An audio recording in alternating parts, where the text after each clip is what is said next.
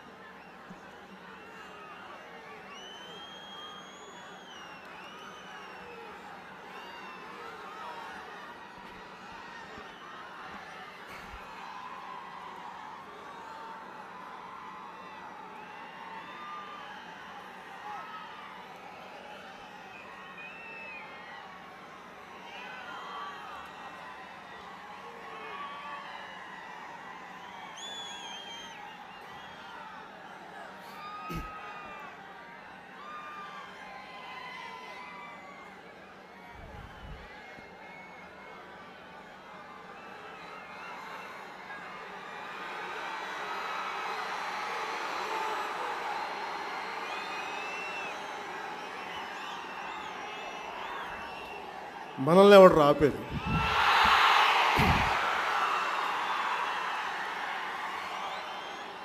యువతరానికి ఏ సంపద విడిచిపెట్టాం? యుద్ధం, రక్తం, కన్నీరు తప్ప, గాయాలు, బాధలు, వేదనలు తప్ప, కలలు కలలు కలలు తప్ప, పిరికితనం, మోసం తప్ప.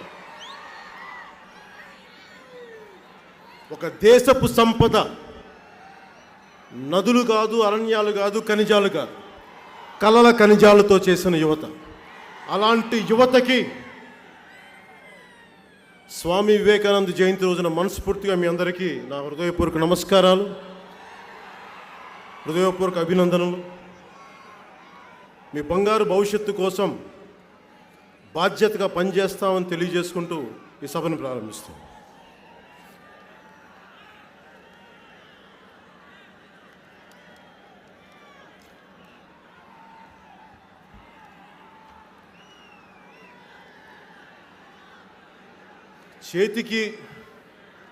చేతికర్ర కావాల్సిన రోజు వచ్చినప్పుడే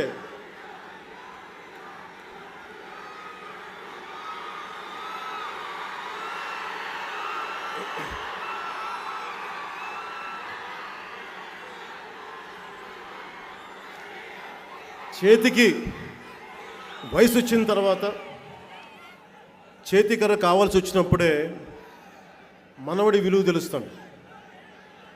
అలాగే ఒక తరం పెరుగుతా వయసు వచ్చేస్తుంటేనే భావిన తరం తాలూకు విలువ తెలుస్తుంది. ఎంతసేపు ఇప్పుడున్న నాయకులు వారి గురించి ఆలోచించి ఆలోచిస్తున్నారంటే వాళ్ళ బిడ్డల కోసం ఆలోచిస్తున్నారు. మీ తరం కోసం ఆలోచించట్లా, మీ గురించి ఆలోచించట్లా. నేను ఇన్ని కోట్ల మందికి తెలిసి ఉండొచ్చు, మీకు ఇష్టమైన వ్యక్తిని అయి ఉండొచ్చు, కానీ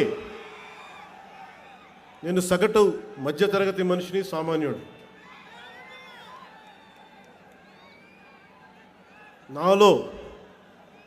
నాకు ఉత్తరాంధ్రకి సంబంధించి ప్రత్యేకమైన సంబంధం ఉంది. నటనలో ఓనామాలు దిద్దుకుంది నాకు ఉత్తరాంధ్ర నేర్పించింది. ఉత్తరాంధ్ర ఆట పాట, ఉత్తరాంధ్ర కవిత, ఉత్తరాంధ్ర కళ. నాకు నటన నేర్పించిన గురువు కూడా ఉత్తరాంధ్రకు చెందిన గురువేనా. ఏం పిల్లడో ఎల్దమొస్తవా శ్రీకాకుళం సిట్టడిలోనికి అన్న వంగపండు అందరినీ స్ఫూర్తితోటి నటన నేర్చుకుంటా ఉంటే నాకు చైతన్యం నేర్పిన నేల, రాజకీయ సామాజిక చైతన్యం నేర్పిన నేల. ఏ మేరా జహా, ఏ మేరా ఘర్, ఏ మేరా ఆసియా అన్నా కానీ ఆ చైతన్యం వచ్చింది నాకు ఉత్తరాంధ్రలో. అక్కడ విశాఖ ఉక్కు, ఆంధ్రుల హక్కు అంటే ఆ స్టీల్ ప్లాంట్ పనిచేసే చాలామంది ఉద్యోగులు నేను నటన నేర్చుకున్నప్పుడు నాకు అండగా ఉండేవాడు.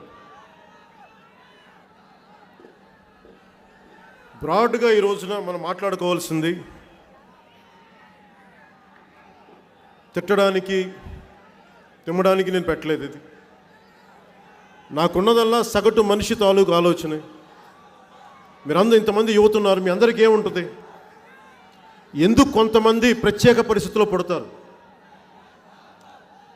నాకు కావలసిన విద్య, వైద్యం, ఉపాధి నాకెందుకు రావు? కేవలం కొద్ది మందికి ఎందుకు దొరుకుతాయి? వాళ్ళు ఏమైనా పెట్టి పుట్టారా? నేను ఎందుకు ఇలా పుట్టాలి? నాకేదైనా కష్టం వస్తే నాకెందుకు ఈ శాఖలు హెల్ప్ చేయవు? నాకెందుకు ఈ దేశం హెల్ప్ చేయదు? ఎందుకు నాకు ఈ సమాజం నిలబడదన్న కోపం ప్రతి సగటు మనిషిలో ఉంటుంది. నేను కూడా అలాంటి సగటు మనిషిని. నేను కూడా అలాంటి ప్రశ్నలు అనుకున్నాను.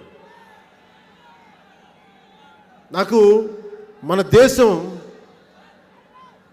వాళ్ళ మన మహనీయుల త్యాగాలు నాకు బాధ్యతని చెప్పాయి, దేశభక్తిని పెంచింది, కష్టజీవులకి అండగా ఉండమని చెప్పింది.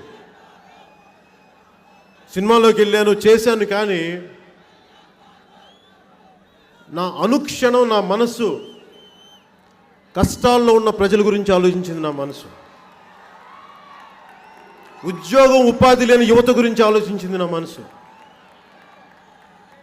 సో నాకెప్పుడు నా గురించి నేను ఎప్పుడు ఆలోచించను. వాస్తవంగా చెప్పాలంటే నా గురించి చేసిన పోరాటం ఒక తొలి ప్రేమ నుంచి ఖుషి దాకా చేసిన పోరాటం. ఎందుకంటే నా కోరికలు లేవు. నాకు ఖుషి తర్వాత అనుకున్నాను ఇంతకుమించి పెద్ద స్టార్ అవ్వచ్చేమో, ఇంకా ఎక్కువ డబ్బులు రావచ్చేమో, జాతీయ స్థాయిలో పేరు రావచ్చేమో, అంతర్జాతీయ స్థాయిలో పేరు రావచ్చేమో ఇంకా సాధన చేస్తే. ఈ మాత్రం స్థాయికే నాకు సంతోషం లేనప్పుడు నాలో ఉన్న అశాంతి నాకు అర్థం కాల. నాకు సంతోషం లేదంటే నేను సాధించిన విజయాలకి ఇన్ని కోట్ల మంది ప్రజలు జేజేలు పలుకుతుంటే నాకు ఆనందం లేదేంటి? నా మనసు ఎప్పుడు బాధల్లో ఉన్న వాళ్ళ పట్ల ఉందేంటి? ఆ కష్టమే నన్ను ఆనందంగా ఉండనివ్వలేదు. నేను ఈ రోజున ప్రతి ఎదవ చేత, ప్రతి సన్నాసి చేత మాటలు అనిపించుకుంటా ఉంటే నాకు నిజంగా బాధలేదు. ఎందుకంటే నేను ఇలాంటి ఎదవలు, ఇలాంటి సన్నాసులు చేత మాట అనిపించుకోకుండా బతికేయగలను. నాకు ఆ జీవితం ఉంది నా చేతుల్లో. ఇలాంటి సన్నాసులు నా పక్కన నిలబడి ఫోటోలు కూడా తీయించుకుంటారు పాలిటిక్స్లోకి రాకపోతే. కానీ నాకు తిట్టించుకోవడం ఓకే. ఎందుకు? మీ పక్షాన నిలబడి మీ పక్కన మీకోసం పోరాటం చేస్తే తిట్టించుకోవటం అది నేను విజయంగానే భావిస్తాను.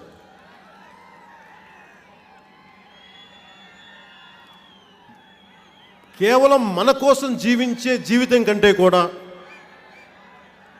నా సాటి మనిషి కోసం జీవించే జీవితం చాలా గొప్పది. నేను దానికి వెళ్ళాను. అలాగే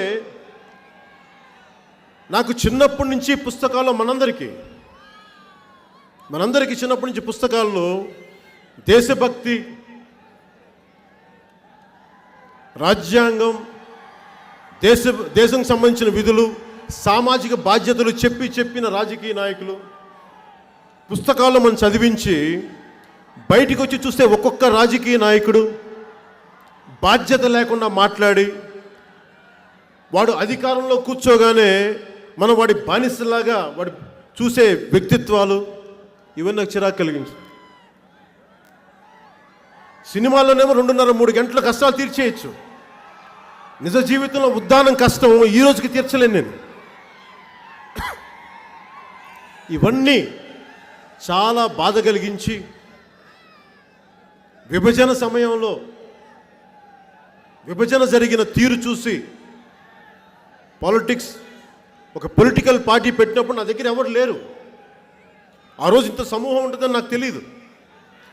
నేను అందరిలాగా ఏడుస్తా, మెటుకులు ఇరుస్తా ఇంట్లో కూర్చోవాలా, లేదా నా దేశం కోసం, నా సమాజం కోసం నేను ముందుకు రావాలి నిర్ణయించుకొని చాలా సంవత్సరాలు ఆలోచించి మహా అయితే నా ప్రాణం పోతుంది.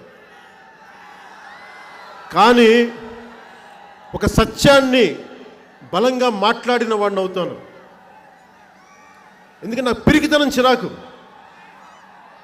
మహా చిరాకు నాకు పిరికితనం. నీలో సాహసం ఉంటే దేశం అంధకారంలో ఉంటుందా? ఎంతసేపు మనకి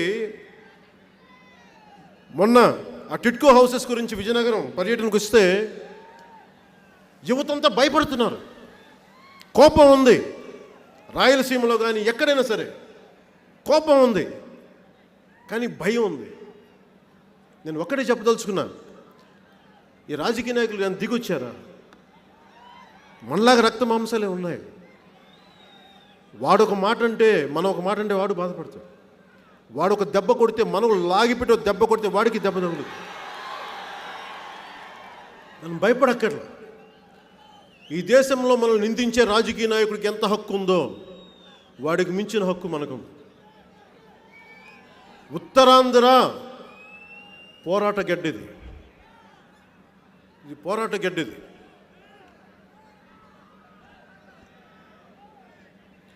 ఇది కళింగ ఆంధ్ర కాదు, కలియబడే ఆంధ్ర, తిరగబడే ఆంధ్ర. ఇది మీరు ఆలోచిస్తే ఎట్లా? మీరు కామ్గా ఉంటే ఎట్లా? మీకు ఉపాధి అవకాశాలు లేనప్పుడు మీరు గొంతెత్తకపోతే ఎలా? మీరు వలసలు వెళ్ళిపోతుంటే ఎందుకు మేము వలసలు వెళ్ళాలి అని చెప్పి మన నాయకుల్ని మీరు నిలదీగిపోతే ఎట్లా? నేను మీలాంటి వాడినే కదా, నేను ప్రత్యేకించి పెట్టి పుట్టలేదు కదా. నాకు ఆ ధైర్యం నేర్పించింది ఒక గిడుగు రామ్మూర్తి జీవితం.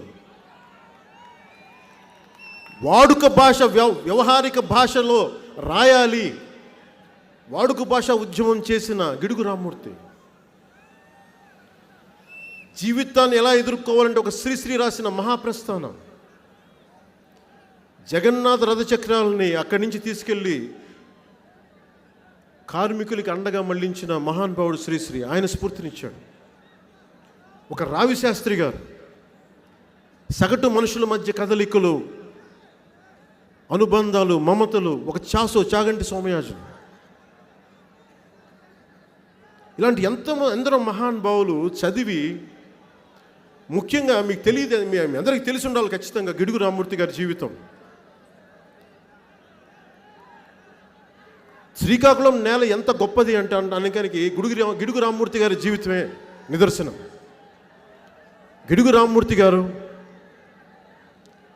ఎక్స్ప్లాయిటేషన్, ఈ రోజున మీరు చూస్తూ ఉన్నారు, వలసలు వెళ్ళిపోవటం, రాజకీయ నాయకులు ఇక్కడ దోచేయటం, ఇది ఈ రోజుది కాదు. ఇది గిడుగు రామ్మూర్తి గారు ఉన్నప్పటి నుంచి ఆయన తెలుగు వాడుక భాష, మన వ్యవహారిక భాషలో ఆయన చేసిన సేవలే గుర్తున్నాయి. కానీ చాలామందికి ట్రైబల్స్ కోసం, సవర ప్రజల కోసం ఆయన చేసిన త్యాగం మామూలుది కాదు.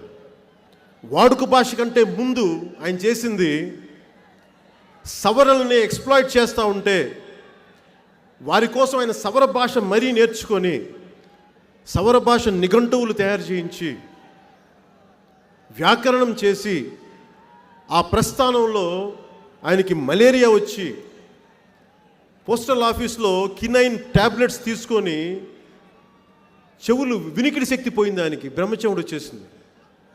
ఒక 30 సంవత్సరాలు అలాంటి బ్రహ్మచెముడుతోటి,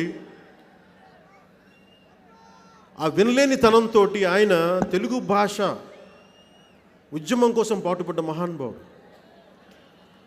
చివరి దశలో ఒక కవి, ఒక రచయిత ఉండి తన సొంత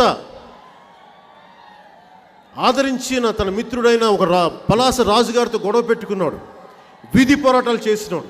ఇది అలాంటి నేల. ఇది అలాంటి గిడుగు రామ్మూర్తి గారికి నేను ఈ రోజున మనస్ఫూర్తిగా ఆయనకి చేతులెత్తి నమస్కరిస్తున్నాను. నేను రాజకీయాలకు రావడానికి ఇలాంటి మహానుభావులే కారణం. నీ స్వేచ్ఛ కోసం ఎంత రక్తం పారిందో తెలుసుకో.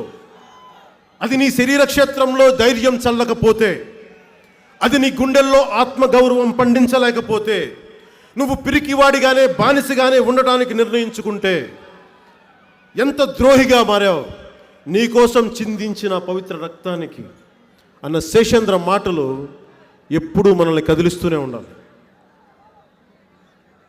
మనం స్వామి వివేకానంద గారిని చాలా చిన్న వయసులో 30 ఏళ్ల వయసులో చనిపోయారు. ఆయన ఒక భగత్ సింగ్ 23 ఏళ్ళు 24 ఏళ్ళ వయసులో చనిపోయాడు. ఒక ఆజాద్ 25 సంవత్సరాలు చనిపోయాడు. వీళ్ళందరూ బాధలు అంటే వీళ్ళు మన కోసం రక్తం చిందిస్తే, ఆత్మత్యాగాలు చేస్తే మనం ఏం చేస్తున్నాం? నేను కూడా అందరిలాగే డబ్బులు సంపాదించి పేరు సంపాదించి నా సాటి మనిషికి నేనేమి చేయలేకపోతే ఎట్లా? అది నన్ను పార్టీ పెట్టించింది. నేను గెలుస్తాను, ఉంటాను, ఓడిపోతాను నాకేం తెలియదు. నాకు తెలిసిందల్లా ఒకటే, పోరాటం చేయడం ఒకటే తెలుసు. నాకు ఎదవల్ని బాగా ఎదుర్కోవడం తెలుసు. నాకు గూండాగాళ్ళని తిరిగి ఎలా తన్నాలో బాగా తెలుసు. నాకు ఈ భాష, యాస, కులం, గోత్రం, మతం, ప్రాంతం ఇవన్నీ మనం కోరుకున్నాము. జాషువా విశ్వనరుడు వైపు పయనించే వ్యక్తిని నేను. ఇవన్నీ మనం కోరుకున్నాము కావు. ఇవన్నీ వీటన్నిటినీ, ఈ పరిమితుల్ని దాటి జాషువా విశ్వనరుడు వైపు వెళ్ళటమే మనిషి తాలూకు అంతిమ లక్ష్యం. నేను మీకు ఈరోజు పార్టీ పెట్టినప్పుడు, ఇదే ఉత్తరాంధ్ర పర్యటన చేసినప్పుడు నా దగ్గర డబ్బులు లేవు. నా పార్టీ అకౌంట్లో ఉంది 13 లక్షల సినిమాలు లేవు. 13 లక్షలే ఉండింది నా పార్టీ అకౌంట్లో. పోరాట యాత్ర అప్పుడు బయలుదేరితే నేను ఒకటే చెప్పాను, సార్ డబ్బులు లేవంటే 13 లక్షలు ఉన్నాయన్నారు. మనం అంబేద్కర్ గారి చిన్న చిన్న హాస్టల్స్ లేవుంటే అక్కడ బతుకుదాం, చిన్న కళ్యాణ మండపాల్లో ఉందాం, లేదంటే రోడ్డు మీద పడుకుందాం. నేను సిద్ధంగా ఉన్నా, మా నాయకులు కొంతమంది సిద్ధంగా లేరు. అందరూ సుఖాలు మరిగా, నేను ఎక్కువ సుఖాలు చూసినవాడిని. వదిలేస్తే సుఖాలు ఈ క్షణం వదిలేయగలను. నాకు వాటి మీద నాకు మమకారం లేదు, సుఖాల మీద. దేనికంటే రోడ్ల మీద పడుకున్న వ్యక్తులను చూశాను. ఉద్యానంలో సరైన నీళ్లు లేక కిడ్నీలు పోయిన వ్యక్తులను చూశాను. వాళ్ళ కోసం ముందు ప్రయాణం చేద్దాం, నిలబడ్డవాళ్ళు నిలబడతారు, లేనోళ్ళు లేదంటే నడుచుకుంటూ వెళ్దాం. అలా స్టార్ట్ చేసిన పోరాట యాత్ర నాకు ఉత్తరాంధ్ర కష్టాలను చూపించింది. ఒక మన అరకు ప్రాంతం గిరిజనుల తాలూకు సమస్యలను చూపించింది. ఇక్కడ ఉపాధి అవకాశాలు లేనితనం, గంజాయి తోటల్లో యువత ఎలా నలిగిపోతున్నారు గంజాయి సాగులో, ఇవన్నీ నేను చూసినవాడిని. ఇవన్నీ చూసి నేను ఒకటే అనుకున్నా, ఏదైనా చేద్దామంటే ఇదే రాజ్యాంలో, మన శ్రీకాకుళం రాజ్యాంలో ఇసుకేస్తే రాలినంత జనం వచ్చారు యువత ఆ రోజున. నేను అనుకున్నాను, కలలు కన్నాను ఆ రోజున మార్పు వస్తుందని.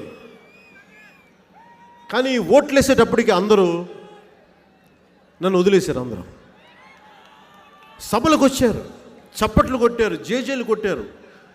ఓట్లేసేటప్పటికి నన్ను వదిలేశారు. నేనేం బాధపడలా దానికి. నాకు అవమానాలు లేవు, ప్రెస్టేజీలు లేవు. నాకు ఆశయం ఉన్నవాడికి ముందడిగే ఉంటుంది, కానీ ఆశాభంగాలు ఉండవాడికి.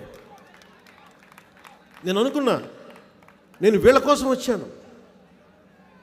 నా బిడ్డలు అనుకుంటాను, నా తమ్ముళ్ళు అనుకుంటాను, నా అక్కలు అనుకుంటాను, నా చెల్లెళ్ళు అనుకుంటాను. నాకేం కావాలి? నాకు నేను చూడండి డబ్బా, నాకు లేని పేర, చాలా సుఖవంతమైన జీవితం నాకు. ఎంతకాలం మనం శ్రీకాకుళం ఉత్తరాంధ్రని వెనకబడ్డ ప్రాంతం అని పెంచుకుంటాం? ఎంతకాలం 1 కోటి మంది జనాభా ఉన్న శ్రీకాకుళంలో 45 లక్షల మంది, దాదాపు 50% మంది వలసలు వెళ్ళిపోయారు. ఇప్పటికీ ఇంకా వెళ్తానే ఉన్నారు, ఆగట్లేదు. ఇది గణాంకాలు. ఎవడు మాట్లాడే, ఏ రాజకీయ నాయకుడు మాట్లాడే? నేను అనుకుని నిలబడదామంటే నాకెవరు నిలబడలా. బలంగా 1% నిలబడ్డారు, కానీ అది చట్టసభల్లో ఎదురిచ్చి నిలబడేంత సత్తా నాకు ఇవ్వలేదు. నేనే నీరసపడిపోలా, అవమానపడలా. 2 చోట్ల ఓడిపోయావు నన్ను కించపరుస్తూ ఉంటే అది నేను యుద్ధం తాలూకు గాయాలుగా తీసుకున్నాను, కానీ నేను పరాజయంగా తీసుకోలేదు.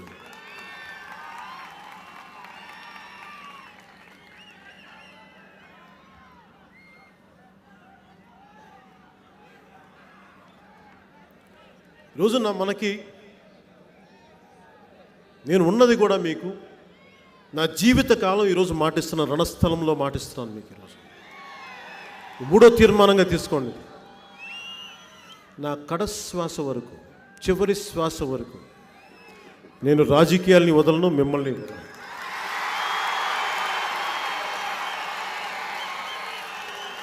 ఏ రాజకీయ నాయకుడికైనా, ఏ రాజకీయ నాయకుడిని అడుగుతారు, ఫుల్ ఫ్లెడ్జ్డ్ పాలిటీషియన్ అంటాడు, పూర్తి స్థాయి రాజకీయ నాయకుడు. ఎవరున్నారు ఈ దేశంలో పూర్తి స్థాయి రాజకీయ నాయకుడు చెప్పండి. పూర్తి స్థాయి రాజకీయ నాయకుడు అంటే 2 ఉండాలి. ఒకటి, వాళ్ళ పార్టీ అతన్ని బాగా చూసుకోవాలి, అతని ఇంట్లో డబ్బులు కానీ, అతని తిండి కానీ, అతని బట్ట ఖర్చులు కానీ, అతని పిల్లల ఖర్చులతో సహా వాళ్ళు చూసుకోవాలి. లేదా అతనికి ఒక ఏముంటుందని వారసత్వ పరంగా వచ్చిన ఆస్తులన్నా ఉండాలి. అలా కాకుండా మీరు వ్యాపారాలు చేసుకుంటూ రాజకీయం చేస్తూ మేము ఫుల్ ఫ్లెడ్జ్డ్ పాలిటీషియన్స్ అంటే అలా ఎవరు లేరు. అందరూ సగం మిగతా పనులు చేసి వ్యాపారాలు చేసి రాజకీయ నాయకులే. ఈవెన్ లా చేసే వాళ్ళు కూడా కోర్టులో ప్రాక్టీస్ చేస్తూ, కపిల్ సిబ్బల్ లాంటి వాళ్ళు కానీ, చిదంబరం లాంటి వాళ్ళ వ్యక్తులు కూడా వాళ్ళు ప్రాక్టీస్ చేస్తారు. వాళ్ళు డబ్బులు సంపాదించి రాజకీయం చేస్తారు పక్కన. అలాగే నేను కూడా ఒకటే నిర్ణయించుకున్నాను, నేను సినిమాలు చేయాలి, నాకు వేరే దారి లేదు. నేను ఇప్పుడు అర్జెంట్గా కాంట్రాక్టులు చేయలేను. కాంట్రాక్టులు చేస్తే రాజకీయ నాయకులకు ఓకే, కానీ సినిమాల్లో యాక్ట్ చేస్తే రాజకీయ నాయకులు కాదంటే ఎట్లా? ఎలా కుదరొద్ది? నేను అనుకుంటాను, నేను నా పని నేను చేస్తాను, కానీ ఇది నా దేశానికి, నా సమాజానికి నేను ఇచ్చే సమయం. ఆ రోజు వస్తుందని అనుకుందాం. డబ్బు నాకు అవసరం లేని సమయం వస్తే ఆ రోజు నేను మొత్తం వదిలేస్తాను, సినిమా కూడా వదిలేస్తాను ఆ రోజున. నేను ఈరోజు మీతో మాట్లాడటానికి ఒకసారి సమస్యలు ఏమున్నాయి, ఉత్తరాంధ్ర వెనుకబడుతనం ఏంటి, మనం భవిష్యత్తుని ఎలా చూడాలి, అసలు మన భవిష్యత్తుని ఛిద్రం చేస్తున్న కాలరాస్తున్న శక్తులు ఎవరు, ఎందుకు వీళ్ళు ఇలా మనకి చేశారు, మనం చెయ్యాల్సిన తక్షణ కర్తవ్యాలు ఏంటి, దాంట్లో భాగంగా మీరు చేయాల్సినవి ఏంటి, ఒక పార్టీగా నేను చేయాల్సినవి ఏంటి, మా నాయకులు చేయాల్సినవి ఏంటి, జన సైనికులు వీర మహిళలు చేయాల్సినవి ఏంటి, ఇవన్నీ మాట్లాడుకుందాం. సో మాట్లాడుకోబోయే ముందు స్థూలంగా రాష్ట్ర విభజన దగ్గర నుంచి ఈ రోజు దాకా జరిగిన సంఘటనలు మీకు తెలుసు. 2019 నుంచి ఇప్పుడు దాకా ఒకసారి సమీక్ష చేసుకుంటే, విడిపోయిన రాష్ట్రం, కూలిపోయిన ఆశలు, పూర్తి చెయ్యని పోలవరం, నిరుద్యోగులకు దక్కని ఉద్యోగాలు, ఉద్యోగులకు రాని జీతాలు, రైతులకు అందని గిట్టుబాటు ధరలు, వృద్ధులకు అందని పెన్షన్లు, విద్యార్థులకి చెల్లించని ఫీజు బకాయిలు ప్రస్తుతం ఉంది. ఇది వీళ్ళు చేసింది ఏంటి, వీళ్ళు చేసిన అభివృద్ధి ఏంటి అంటే, గుంతల మధ్యలో రోడ్లు, వైసీపీ పార్టీ రంగులు వేసుకున్న ప్రభుత్వ కార్యాలయాలు, బూతులు తిట్టే మంత్రులు, బెదిరించే గోండాలు, మన ఆస్తుల్ని, మన పొలాల్ని ఆక్రమణలు, అసలే రెండు ముక్కలైన రాష్ట్రాన్ని 3 ముక్కలుగా చేద్దామన్న కుతంత్రాలు,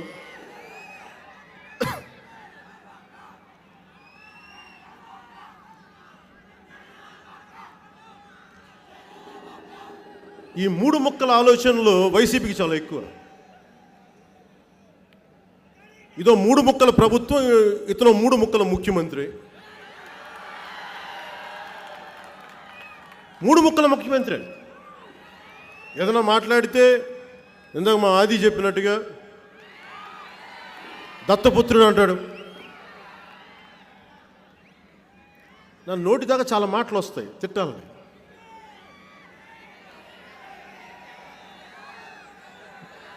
ముఖ్యమంత్రి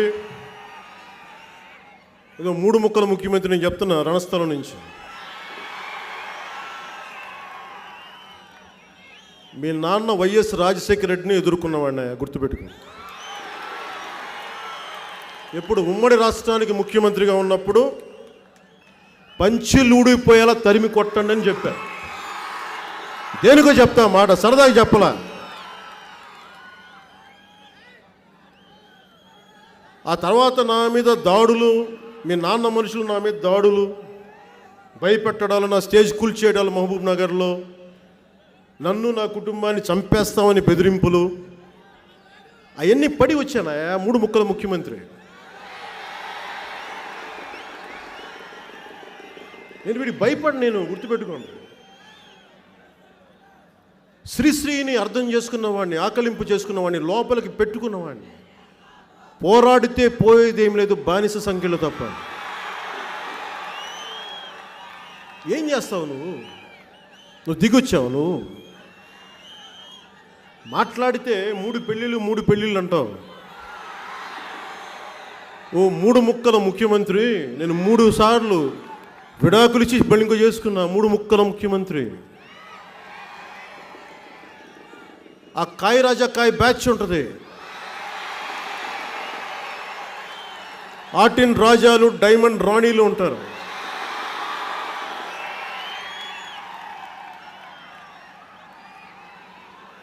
ఈ 3 ముక్కల ముఖ్యమంత్రికి డంకా పలాసు సలహాదారు.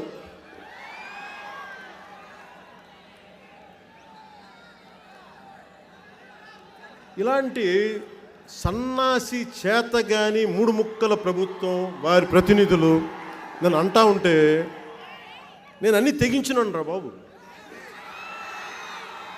నా దేశం, నా సమాజం అనుకున్నాను నేను. గుర్తుపెట్టుకోండి. నేను చాలా సున్నితమైన వ్యక్తి అనుకుంటున్నాను. నేను సున్నితం కనిపించచ్చేమో, సన్నగా పల్చగా, నాకు తెలియదు. నాకు అస్సలు అలాంటి భయాలు లేవు. నాకు చాలా చిన్న వయసులో తీవ్రవాద ఉద్యమాల వైపు వెళ్తేనే న్యాయం జరుగుద్ది అని చెప్పి దాని మీద మదనం చేసి ఎళ్లకుండా ఆగిపోయిన వాడిని. నా తెగింపు అప్పుడు ఎలా ఉంది, ఇప్పటికి అదే ఉంది, మర్చిపోకండి.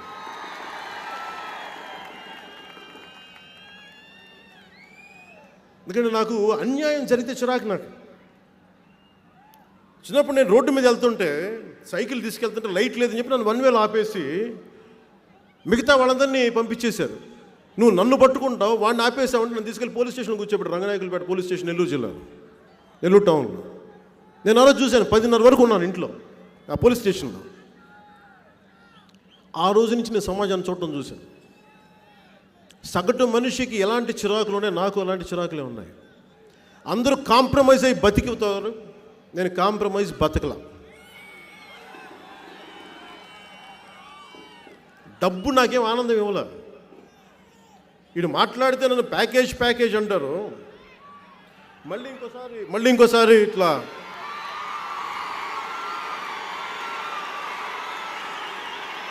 రే, నేను చెప్పాను కదరా మీకు, మీరు మర్యాదగా మాట్లాడితే నేను మర్యాదగా మాట్లాడతాను. మీరు ఇలాంటి మాటలు చెప్పు తీసుకొడతానని చెప్పాను కదా. ఇంకోసారి చెప్తున్నా, రణస్థలం నుంచి బొబ్బిలి రాజులు, విజయనగరం రాజులు కొట్టుకున్న స్థలం రా బాబు. రణస్ఫూర్తి ఉన్న నేల ఇది. ఆ సన్నాసులకి చెప్తున్నా, నా ఎదురుగా వచ్చి, నా చేతికి అందుబాటులో వచ్చి నువ్వు ప్యాకేజ్ అను, నేనేం చేస్తాను చెప్తాను.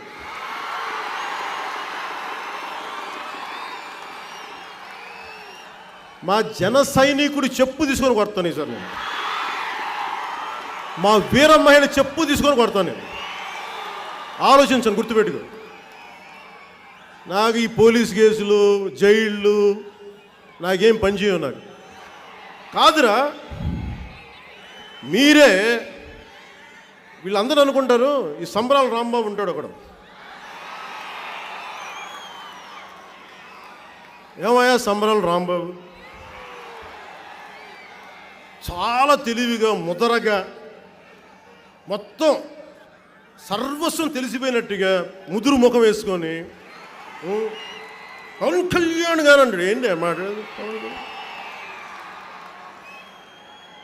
ఈ పిచ్చి పూతలు ఆపేసి పని చూడండి. మీరు నేను చెప్పాను కదా, నేను యుద్ధం చేస్తానంటే యుద్ధం చేస్తాను, సరదాగా చేయను. నేను మాటలు చెప్పను. ఈరోజు నుంచి వైసీపీ గుండాలు చెప్తున్నా, నేను రెడీరా బాబు మీకోసం, మీరు రండి, నేను ఇక్కడే ఉన్నా, ఎక్కడికి ఉన్నా. నేను బతికున్నంత వరకు నేను మీతో యుద్ధం చేస్తాను రా, గుర్తుపెట్టుకోండి. నేను పారిపోండి. మీరు గుర్తుపెట్టుకోండి, నన్ను ప్రతి ఒక్కడు మాట్లాడుతూ ఉంటే నేను మర్చిపోను, మా వాళ్ళు మర్చిపోను. మీరు నేను సంస్కారవంతంగా మాట్లాడితే నేను చెప్పా, నా అంత సంస్కారవంతుడు ఉండడు. మీరు ఇలాంటి యథవేషాలు వస్తే నేను మీలాంటి యథవల్ని ఎలా నాకు అడ్డుకట్టేయాలో నాకు బాగా తెలిసినది. మీ అందరికీ జీవితాన్ని అనుభవించాలని ఉందా మీకు? ఇంకా ఏదో జీవితాన్ని జుర్రేయాలని నాకు లేవురా బాబా కోరికలు. చిన్న మట్టి పాత్రలో అన్నం పెడితే తింటా, అన్నం లేకపోతే పస్తులు ఉంటా, సినిమాలు పోతే మూసుకు కూర్చుంటా, విజయాలు వస్తే ఉప్పొంగిపోయి అపజయాలు వస్తే కుంగిపోయే వ్యక్తిని కాదురా బాబు.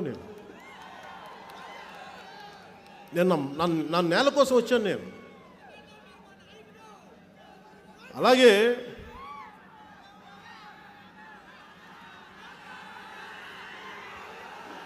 ఏదైనా మాట్లాడితే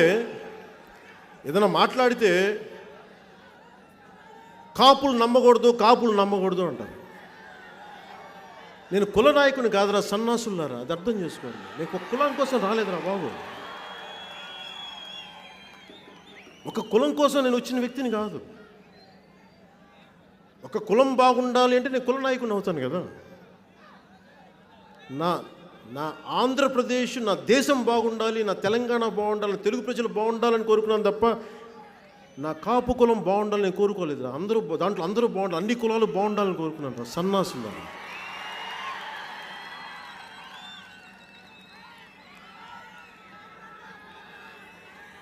నేను ఎప్పుడైనా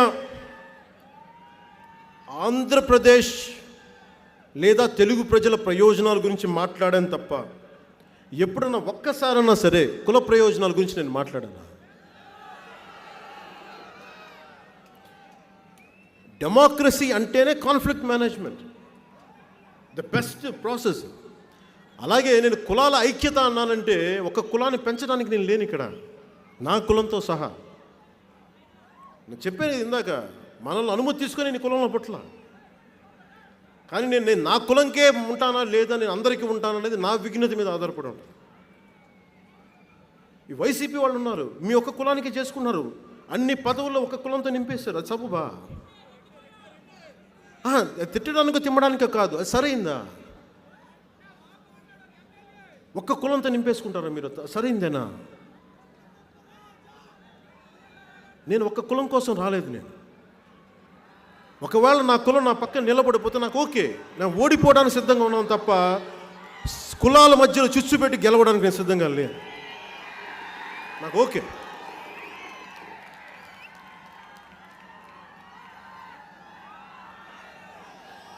ఇప్పుడు మీకేమున్నాయి? పొద్దున్నే పథకం కింద డబ్బులు ఇస్తా, సాయంత్రం సారా కింద పట్టుకుపోతా. అలాంటి ప్రభుత్వం కావాలా మనకి? మీరు నవరత్నాలు అన్నాడు పెద్ద మనిషి, 3 ముక్కల ముఖ్యమంత్రి. అంటే గ్యాంబ్లింగ్ పిచ్ అంట, నాకు ఈ మధ్యన తెలిసింది ఆయన గురించి. ఆన్లైన్ గ్యాంబ్లింగ్ ఎక్కువ ఉంటాయి. వీళ్ళ గురించే నేను మాట్లాడాలంటే, నేను ఎప్పుడు నన్ను విమర్శిస్తే బాధపడతాను. ఎవరు విమర్శిస్తే బాధపడతానంటే, ఒక లాల్ బహదూర్ శాస్త్రి లాంటి వ్యక్తిత్వం ఉన్నవాడు, ఒక లోక్ నాయక్ జయప్రకాష్ నారాయణ లాంటి వ్యక్తులు, ఒక నేతాజీ లాంటి భావోద్వేగం నిజాయితీ ఉన్న వ్యక్తులు, పోరాట పట్టి ఉన్న వ్యక్తులు, నువ్వు దాన్ని తప్పు అంటే నేను భరిస్తా. జైలుకి వెళ్ళి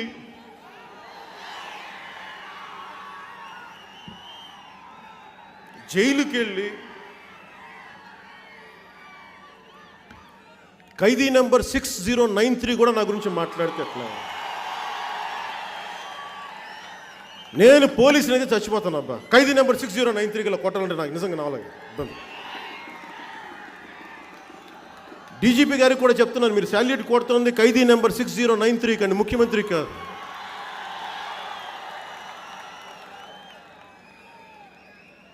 అలాగే నా మీద మీరు ఇంటెలిజెన్స్ పెట్టకండి, డబ్బులు వేస్ట్ మీకు. నేను చెప్తాను కదా, నీకేం కావాలో చెప్పు, నేను మీ గురించి ఏమనుకున్నాను నన్ను అడుగు, సభలో నేను చెప్తాను మీ గురించి. అలాగే మీ ఇంటెలిజెన్స్ ఐజీ గారికి కూడా నేను వ్యక్తిగతంగా బాగా తెలుసు. మీ ఇంటెలిజెన్స్ ఆంధ్రప్రదేశ్ ఇంటెలిజెన్స్ ఐజీ గారికి నేను వ్యక్తిగతంగా బాగా తెలుసు. ఆయన అడగండి, ఆయన్ని నా గురించి అడిగితే సజ్జల పెద్ద మనిషి సజ్జల గారు లాంటి మీరు అడగండి, ఆయన గురించి నా గురించి చెప్తారు ఆయన. నేను అన్నిటికీ తెగించిన వాడిని, గుర్తుపెట్టుకోండి. మీరేదో నన్ను ఇలా అంటే భయపడిపోయి, నేను ఉత్తరాంధ్ర వెనకబాటుతనాన్ని తీసేస్తాం, వలసలు ఆపుతాం, అభివృద్ధి చేస్తాం, ఉపాధి అవకాశాలు కల్పిస్తాం, పరిశ్రమలు వచ్చేలా చేస్తాం, మత్స్య కార్మికులకి గుజరాత్, చెన్నై, మిగతా రాష్ట్రాలకు వెళ్లకుండా ఇక్కడే ఉంచుతాం, జట్టీలు నిర్మిస్తాం, వెళ్ళి పాకిస్తాన్ జైలులో మగ్గకుండా అక్కడికి వెళ్ళాల్సిన అవసరం లేకుండా చూస్తాం. నా నేల ఇది, నా కమిట్మెంట్ ఇది.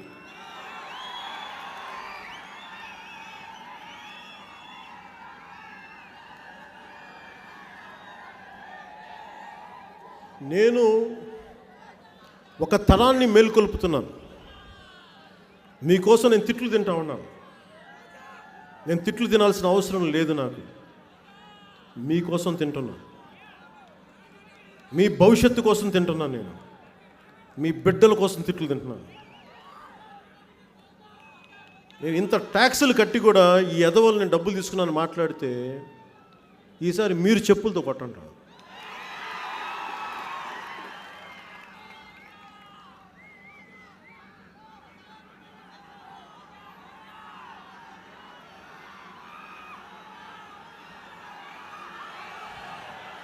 ఉత్తరాంధ్ర సగటు జీవన ప్రమాణం ఉత్తరాంధ్రలో అన్ని చోట్ల, మిగతా జిల్లాల్లో 68 సంవత్సరాలు సగటు ఆయువు ప్రమాణం అయితే ఉత్తరాంధ్రలో 60 సంవత్సరాలు. రక్తలేమి, రక్తహీనత ఉన్నది ఇక్కడ 95 మందికి. మిగతా జిల్లాల్లో 60 రక్తహీనతతో బాధపడుతుంటే ఉత్తరాంధ్ర జిల్లాలో 95 మంది బాధపడతారు. అలాగే ఇక్కడ ముఖ్యంగా ఉద్దానం ప్రాంతంలో మంచినీటి కాలుష్యం కానీ, పరిశ్రమల కాలుష్యం కానీ, వీటి గురించి మాట్లాడే వాళ్ళు ఎవరు లేరు. మీరు కనుక జనసేనకి, మీరు నన్ను నమ్మాలి. మీరు మీ తల్లిదండ్రులతో మీరు మాట్లాడండి. నాకు అధికారం కంటే కూడా మీ జీవితాలు బాగుండాలని నిలబడేవాడిని. నేను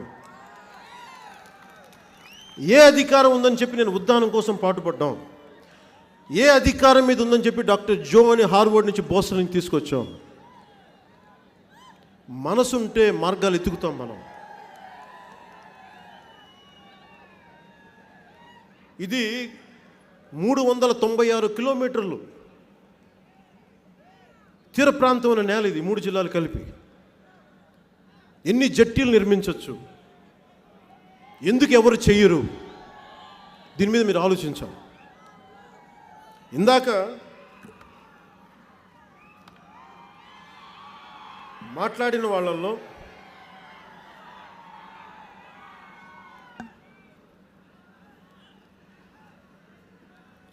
పదిహేడేళ్ల ఒక ఇంజనీరింగ్ విద్యార్థిని ఇదే రణస్థలంలో చంపేశారు.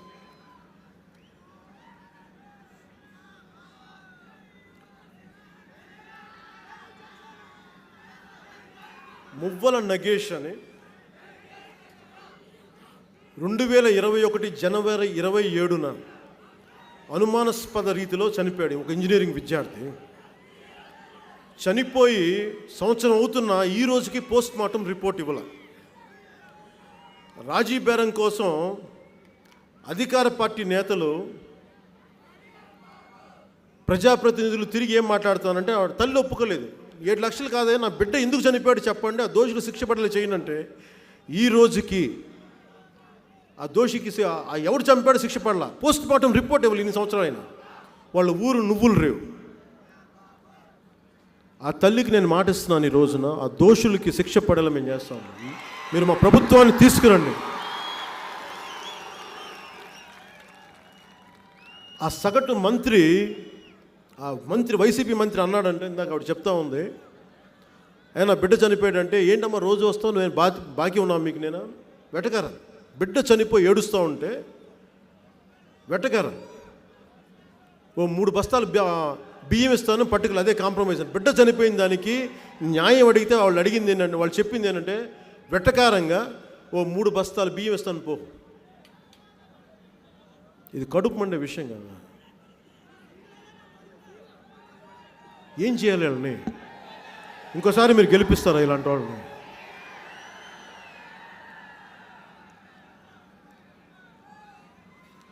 సరైన రాజు లేకపోతే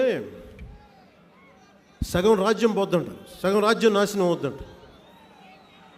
సలహాలు ఇచ్చేవాడు సజ్జలైతే సంపూర్తిగా నాశనం అయిపోతుంది.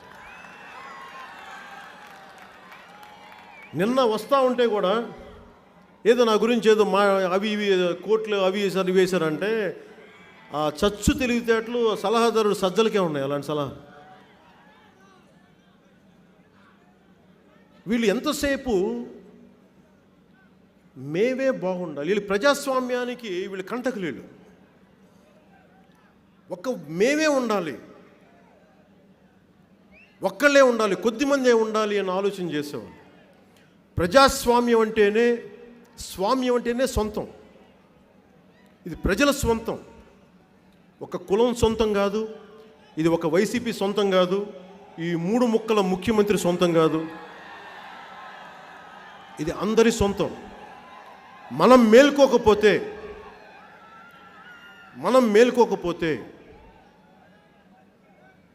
మనం ఏమాత్రం మన హక్కుల్ని పరిరక్షించుకోకపోతే, జనసేనకి మీరు అండగా నిలబడకపోతే మీ జీవితాలు ఇలాగే ఉంటాయి.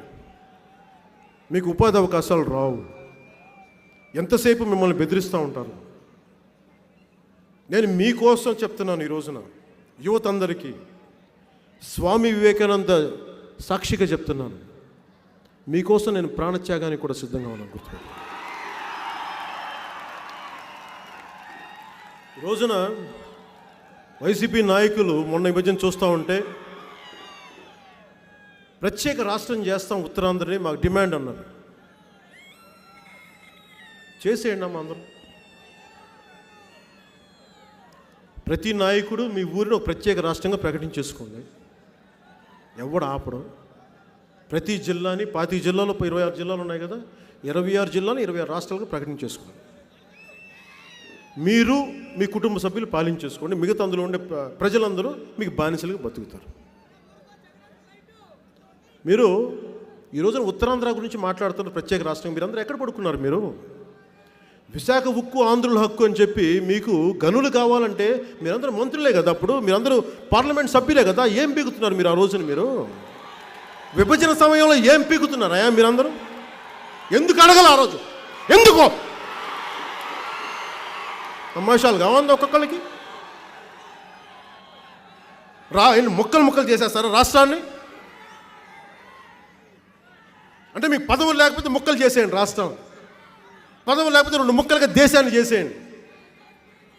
అంటే మీరు అందరూ చేస్తూ ఉంటే మేము చూస్తూ ఊరుకుంటామా? మేము అంటే దేశ సమగ్రతతో పెరిగిన వాళ్ళం, దేశభక్తితో పెరిగిన వాళ్ళం. మీరు రాష్ట్రాలని దేశాలని ముక్కలుగా చేస్తారంటే మిమ్మల్ని ముక్కలుగా కొడతాం, గుర్తుపెట్టుకోండి. నీకు ఉత్తరాంధ్ర మీద ప్రేమ ఉంటే సర్క్యూట్ హౌస్లో 2.94 ఎకరాలు సీతమ్మ దారిలో ఉండే తహసీల్దార్ కార్యాలయంలో ఎకరం, రేపుపాని పాలెంలో ఆర్బీ క్వార్టర్స్ని 3 ఎకరాలు, కప్రాడ పాలిటెక్నిక్ కాలేజీలో 23.58 ఎకరాలు, ఐటీఐ కాలేజ్ కప్రాడలో ఉండే ITI college 17.33 acres, గోపాలపట్నంలో Rythu Bazar ఏకర్లో 3.80 acres, Chinnagadili dairy ఫామ్లో 30 ఎకరాలు, పట్టు పరిశ్రమ శాఖ స్థలం 5.78 ఏకర్స్, అలాగే పీడబ్ల్యూడీ ఆఫీస్ సంబంధించి ఈ బంగ్లా సంబంధించిన పోలీస్ క్వార్టర్స్ అన్నీ కలిపి 1280.70 ఎకరాలు విస్తీర్ణంలో ఉన్న ఆస్తుల్ని మీరు తాకట్టు పెట్టేస్తే ఆ రోజు మీ ఉత్తరాంధ్ర ప్రేమ ఏమైంది ధర్మాన ప్రసాద్ గారు? 2954 కోట్లు విలువైన ఆస్తిని మీరు 25,000 కోట్లు అప్పు తెచ్చి బ్యాంక్ నుంచి ఆ రోజు ఉత్తరాంధ్ర ఆస్తుల్ని తాకట్టు పెట్టేస్తుంటే అప్పుడు ఏమైంది మీ ఉత్తరాంధ్ర ప్రేమ? ఎక్కడున్నారు మీరు ఆ రోజు? ఎక్కడ నిద్రపోతారు మీరు ఆ రోజంతా? శ్రీకాకుళం నుంచి, విజయనగరం నుంచి, ఉత్తరాంధ్ర నుంచి ఎక్కువ మంది సరిహద్దుల్లో యుద్ధాలు చేస్తారు. వాళ్ళకి ఏదో ప్రభుత్వం స్థలం ఇస్తే ఆ స్థలాల్ని కాజేసిన మహానుభావులు మీరు ఆ ఉత్తరాంధ్ర గురించి మాట్లాడేది మీరు. ఉత్తరాంధ్ర రాష్ట్రం ఇస్తే ఉత్తరాంధ్ర అప్పడం నమ్మలేరు మీరు. ఉత్తరాంధ్ర అప్పడంలో మింగేరు మీరా మాట్లాడతారు. ఆంధ్రప్రదేశ్ వైజాగ్ దేనికి ఫేమస్ అయింది ఈ మధ్యన అంటే అరకు గంజాయికి. ప్రపంచవ్యాప్తంగా ఆంధ్రప్రదేశ్ పాపులారిటీ అయింది. శీలావతి అని ఒక అద్భుతమైన గంజాయి దొరుకుతుంది, క్వాలిటీ ఆఫ్ గంజాయి, దాని పేరు శీలావతి అని. అది ఆమ్స్టర్డామ్లో కూడా ఇది ప్రత్యేకంగా అరకులో పండించిన శీలావతి గంజాయి అండి. చాలా క్వాలిటీ ఉంటుంది, తాగితే చాలా మొత్తుగా ఉంటుంది, నోటుకు వచ్చింది మాట్లాడచ్చు. మన సంబరాల రాంబాబు లాగా అనొచ్చు.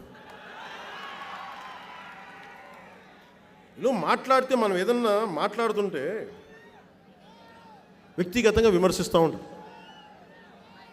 నేను మిమ్మల్ని వ్యక్తిగతంగా విమర్శించాలంటే ఈ 3 ముక్కల ముఖ్యమంత్రి పబ్లిక్ స్కూల్లో, హైదరాబాద్ పబ్లిక్ స్కూల్లో చదువుకున్నప్పటి నుంచి నాకు బాగా తెలుసు. అతని చుట్టుపక్కల తిరిగే స్నేహితులు కూడా నాకు ఒకళ్ళు ఇద్దరు తెలిసిన వాళ్ళు. ఈయనేవాడిని మహానుభావుడు వ్యవహారాల గురించి. నేను వ్యక్తిగత జీవితాల గురించే మాట్లాడాలి అంటే, అరే బాబు మీ అందరికంటే చాలా గొప్ప మహానుభావుడు, నేను సాక్షాత్ దేవుణ్ణి రా, మీతో కంపేర్ చేస్తే నేను దేవుణ్ణి రా. మీరు నా కాళ్ళకి దండం పెట్టుకొని బ్లెస్ చేస్తాను. సన్నాసులారా, ఎదవల్లారా, మీరు కూడా కూర్చోబెట్టినంటే మీరేంట్రా? కాదురా, మీరు అందరూ ఏంటి లాల్ బహదూర్ శాస్త్రిలు, నేతాజీలు అనుకుంటున్నారు మీరు. అందుకని నేను మీకు ఈ రోజు నుంచి రణస్థలం నుంచి చెప్తాను, యుద్ధమే మీకు పెట్టుకోండి. నేనే వెనక్కి వెళ్ళను, ఇంకా ఉంటే ఉంటాం, పోతే పోతాం. గెలిస్తే గెలుస్తాం, ఓడిపోతే ఇంకోసారి ఓడిపోతాం, నాకేం ఫరక్ పడదు.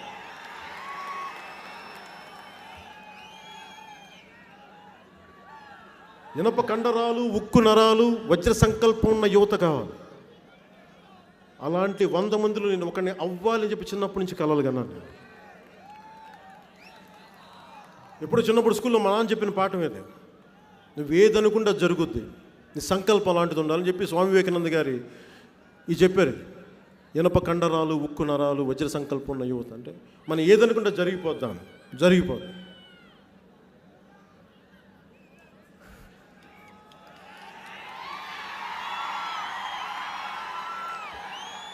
నేను కోరుకుంది మల్లయోధుడు కోడి రామమూర్తి గారు అంత బలం కావాలని కోరుకున్నాను. నేను అన్నాను మా నాన్నతో, అలా జరిగిపోద్దాను, కోడి రామమూర్తి బలం కావాలి, నేను ఏనుగులు ఎక్కించుకోవాలంటే నువ్వు అనుకుంటే జరిగిపోద్దురా. అంటే నువ్వు ఒక సంకల్పం పట్టుకుంటే అది జరిగిపోద్ది. ఇక్కడున్న యువతకి ఎందుకు చెప్తున్నానంటే, ఈ రోజున మీరు సంకల్పించట్లా, మీరు బాగుండాలి అని కోరుకోవట్లా. కేవలం నినాదాలు చేస్తే సరిపోదు, నినాదాలు చేస్తే సరిపోదు. ఇలాంటి నినాదాలు చాలా సంవత్సరాలు చేశారు, దశాబ్దం చేశారు, మార్పు రాదు. మీరు ఈ కోపాన్ని దాచుకొని, ఎలక్షన్ టైం వరకు దాచుకొని, అది జనసేనకి నొక్కే వరకు మీరు పెట్టుకోకపోతే అది మార్పు రాదు. నినాదాలు నినాదాలుగానే ఉండిపోతాయి. ఎందుకంటే నేను స్వరాజ్యం నా జన్మ హక్కు, స్వరాజ్యం నా జన్మ హక్కు అన్న తిలక్ గారిది ఆ రోజు ప్రారంభించినప్పుడు చాలామంది ఎక్కడో మహారాష్ట్రలో ఒక మూల 10 మంది అనుకున్నప్పుడు అది ఎవరికి తెలియదు, ఒక రోజున ఆ నినాదమే బ్రిటిష్ వాళ్ళని తరిమేస్తారు. నేను ఎవరిని నమ్ముతానంటే నినాదాలు చేసి అల్లరి చేసే వాళ్ళకంటే కూడా సైలెంట్గా ఒక మూల ఒకడు కూర్చుంటాడు, కదలడు, లోపల అగ్ని కణంలో అగ్ని పర్వతంలో పేలుతుంటాడు. నేను వాళ్ళని నమ్ముతాను. నేను 1,00,000 మంది అల్లరి చేసేవాళ్ళు కాదు, పిడికిలి బిగిస్తే ఉడుము పట్టు పెట్టే 10 మంది చాలు మనకి మారటానికి. నేను ఫోటోలు ఇవ్వకపోతే నేను నీకు ఓటు వేయను పో అనేవాళ్ళు నాకు అవసరం లేదు. నన్ను జీవితకాలంలో కలవకపోయినా నువ్వు నా దేశం కోసం చేస్తున్నావు, అందుకు నీకు అండగా ఉంటాను, నాకు ఆళ్ళు కావాలి.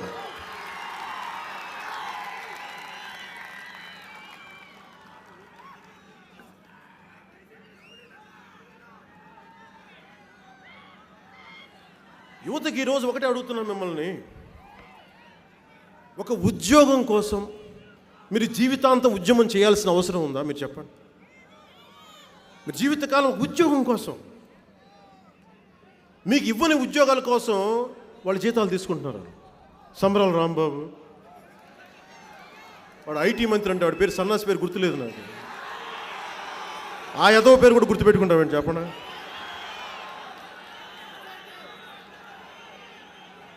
అలాగే నాకు ముఖ్యంగా ఉత్తరాంధ్ర నుంచి యువత ఇచ్చిన చదువుతున్నాను, మీరు ఇచ్చినవే. పరీక్షల పేరిట నిరుద్యోగుల్ని నిలువు దోపిడీ చేసే విధానం నిర్మూలించాలి. ఎగ్జామ్స్ పెడతామని చెప్పి మీరు ముందు ఫీజులు తీసేసుకుంటుంది ప్రభుత్వం. నిరుద్యోగులని దోపిడీని కుంభకోణంగా పరిగణించాలి అని చెప్పి నాకు ఉత్తరాంధ్ర యువత నాకు ఈ మెమరాండం ఇచ్చారు. అలాగే వెనకబడిన విద్యార్థుల భవిష్యత్తుపై భయం తొలగించి మాకు ధైర్యాన్ని అందించాలి. వారిలో ఉన్న నైపుణ్యాన్ని గుర్తించి కొత్త మార్గాలు నిర్మించాలి. గ్రామాల్లో ఉన్న మట్టిలో మాణిక్యాలని భారతరత్నాలుగా తీర్చిదిద్దే ప్రక్రియగా వారి కోసం కమిటీలు నిర్మించి వారి ప్రతిభని గుర్తించి అవకాశాలు కల్పించాలి. అది క్రీడల్లోనూ, లలిత కళల్లోనూ, వృత్తి నైపుణ్యాల్లో. ఇందాక మీరు చూశారు, ఉత్తరాంధ్ర నుంచి 3 ఈ బ్లైండ్ క్రికెట్ ఆడితే 3 ఉత్తరాంధ్ర యువకులే. మీరు మనస్ఫూర్తిగా వారి కోసం అభినందించాలి. మీరు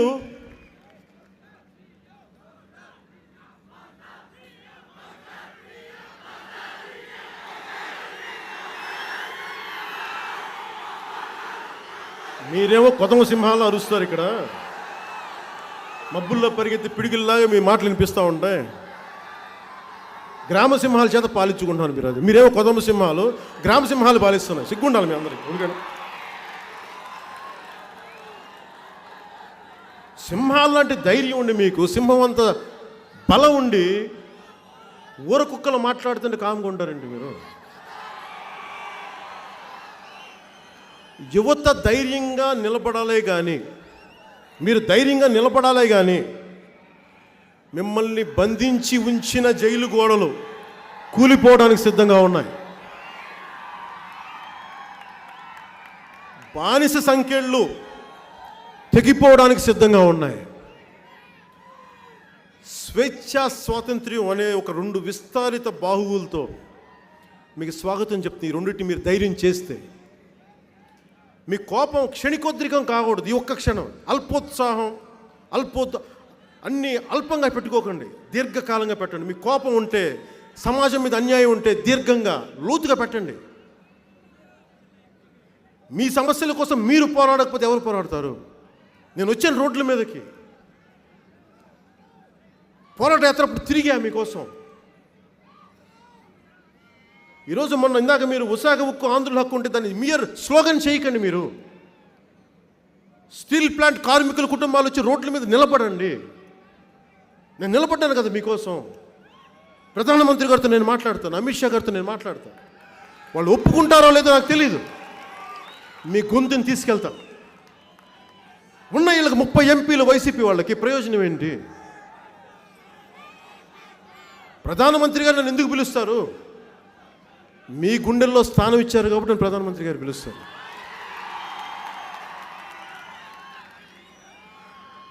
నేను వాళ్ళకి చెప్తా, రాష్ట్రాన్ని బాగు చేయండి అనే కోరుకున్నాను, అంతమించి ఇంకా కోరుకోవాలి.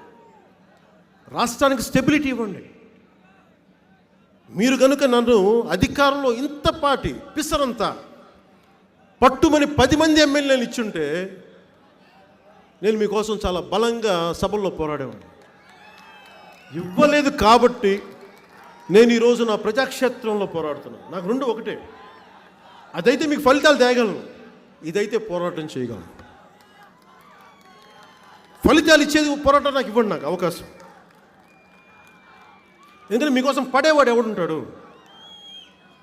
ఓడిపోయిన తర్వాత ఎలా కించపరుస్తారో తెలుసు కదా మీకు. 2 చోట్ల ఓడిపోయినాడు. డైమండ్ రాణి ఆ రోజా కూడా మాట్లాడద్దు. వాళ్ళు కూడా యూట్యూబ్ నువ్వు కూడానా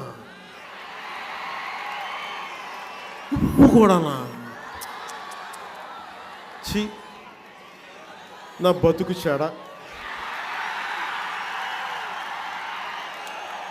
కానీ ఇదంతా మీకోసం అబ్బాయి, నా కోసమే లేదు, మీకోసమే. మీకోసం డైమండ్ రాణిల చేత కూడా తిట్టించుకుంటాం. నాకు ఓకే. అంటే సంబరాలు రాంబాబుల గురించి మీకు తెలిసిందే. మీరు ఒకటే గుర్తుపెట్టుకోండి, ఎవరో వస్తారు, మంచి రోజులు తెస్తారని మర్చిపోకండి.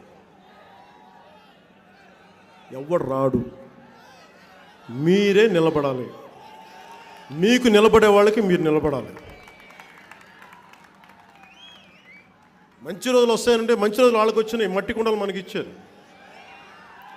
గతంలో ప్రభుత్వాలు కొంచెం కనీసం మట్టి మశానం ఉన్నా మనకు వదిలే, వీళ్ళు మట్టి ఇసుతో పడగట్టి తినేశారు.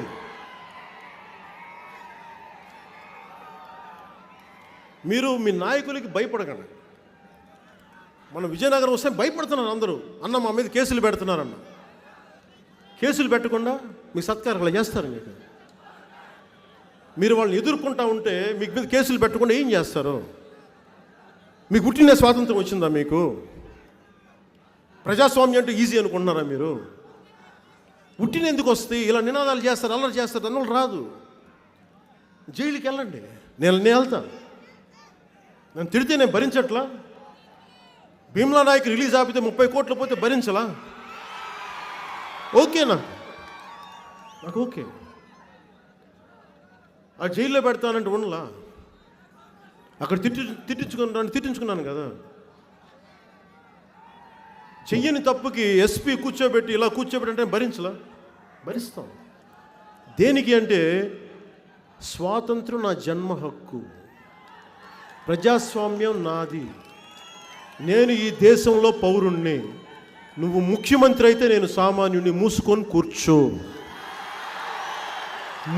కూర్చో, నోటుకొచ్చిందల్లా వాగకు, బాధ్యతగా మాట్లాడు.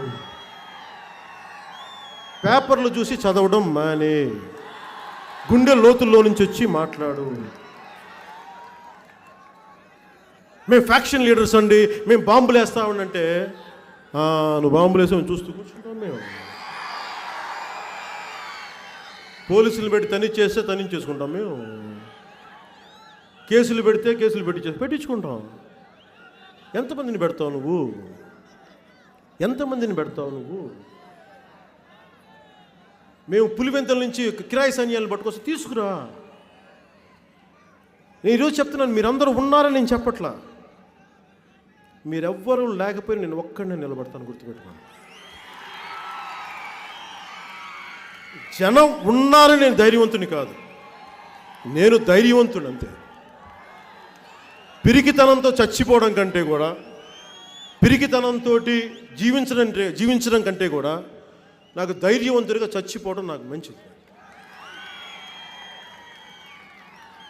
ఒకటే గుర్తుపెట్టుకోండి, ఎప్పుడు వర్షాకాలంలో మనకి ఏముంటుంది? ఆకాశంలో మెరిసే మెరుపు కూడా 2వ క్షణంలో ఉండదు. అక్కడ ఎంతమందిని చూసాం చరిత్రలో సద్దాం హుస్సేన్ నుంచి, గడాఫీ దగ్గర నుంచి ప్రతిసారి ప్రజా సంకల్పానికి వ్యతిరేకంగా వెళ్ళిన శ్రీమతి ఇందిరాగాంధీ గారు కూడా పరాజయం పాలయ్యారు. ఆవిడ కూడా జైలుకి వెళ్ళాల్సి వచ్చింది. అలాంటిది మనల్ని ఇంత హింసించే వాళ్ళు ఇలాంటి నియంతలు. ఇది నియంత కూడా కాదు, ఈ 3 ముక్కల ముఖ్యమంత్రి, ఇది సైకోపాత్. ఇది నేను సరదాగా మాట్లాడి సైకోపాత్ ఇతను. It's an anti social. మరి మన ఐపీఎస్ అధికారులు, ఐఏఎస్ అధికారులు ఈ సైకోపాత్ మాటలు ఎలా అయినా నాకు నిజంగా అర్థం కావట్లేదు. Illogical, irrational, cruel. అసందర్భంగా నవ్వుతాడు. అది సైకోపాత్ లక్షణాలమ్మా, అది అర్థం చేసుకోండి. మీరు మార్పు రావాలి అంటే మీరు నిలబడకపోతే మార్పు రాదు. మీరు ప్రజాస్వామ్యం కోసం, నేను ఒకటే అనుకున్నా, మీకు గిడుగు రామ్మూర్తి ఉండటం వల్లే తెలుగు వ్యవహారిక భాష వచ్చింది.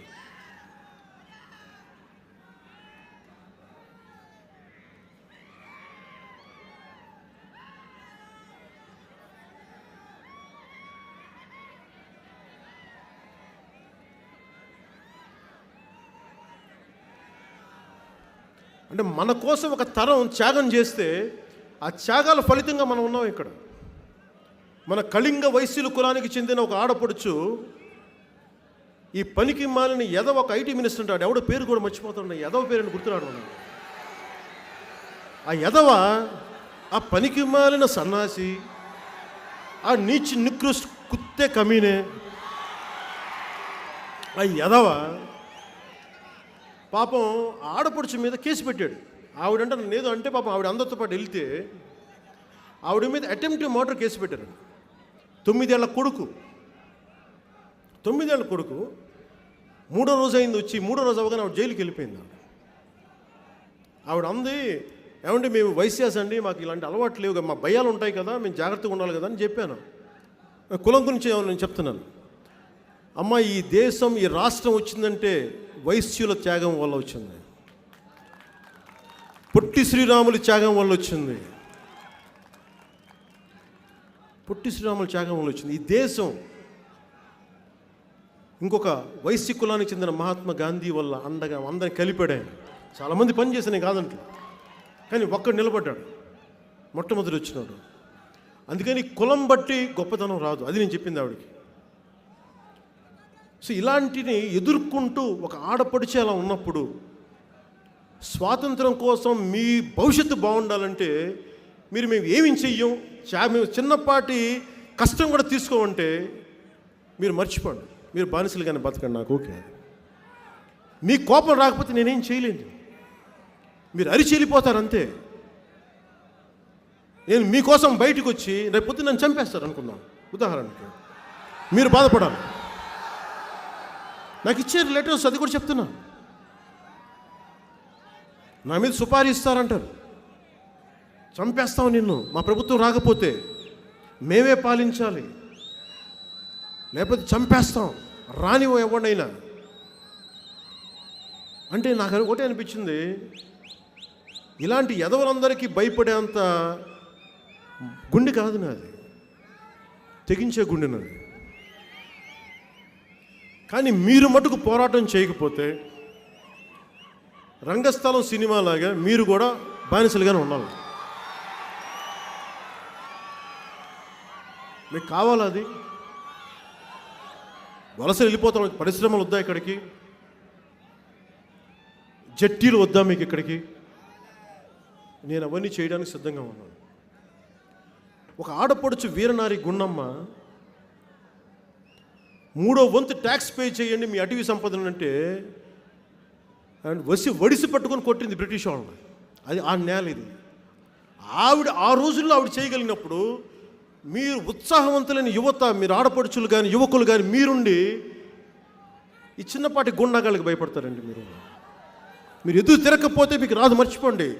ఉత్తరాంధ్ర వెనకబాటుతనం ఇలాగే ఉంటుంది, మారదు. నేను మీకోసం సిద్ధంగా ఉన్నాం, మా సైనికులు, మా నాయకులు, మా ఆడపడుచులు, మా వీరమహిళలు మీకోసం సిద్ధంగా ఉన్నారు. మీరు బయటికి రావాలి. అల్లూరి సీతారామరాజు స్ఫూర్తిని తీసుకోండి. అడవుల్లో తిరిగాడు ఆయన. ఆయన స్ఫూర్తిని తీసుకొని మీరు ఎదురు తిరగండి. గొడవలు చేయమని మేము చెప్పేది ఎదురుదాడి చేయమని చెప్పట్లా. కనీసం మీరు గొంతు ఎత్తకపోతే గొంతు నొక్కేస్తాడు. మీకు అది కావాలా? మీకు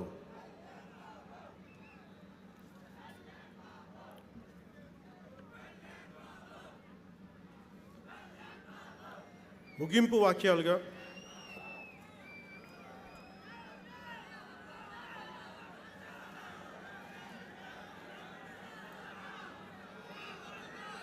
వాళ్ళ పథకాల గురించి చెప్తాను, మీరు ఆలోచించుకోండి. మాకు జగన్ వైసీపీ 3 ముక్కల ముఖ్యమంత్రి మాకు పథకాలు ఇస్తున్నాడు అంట, కరెక్ట్.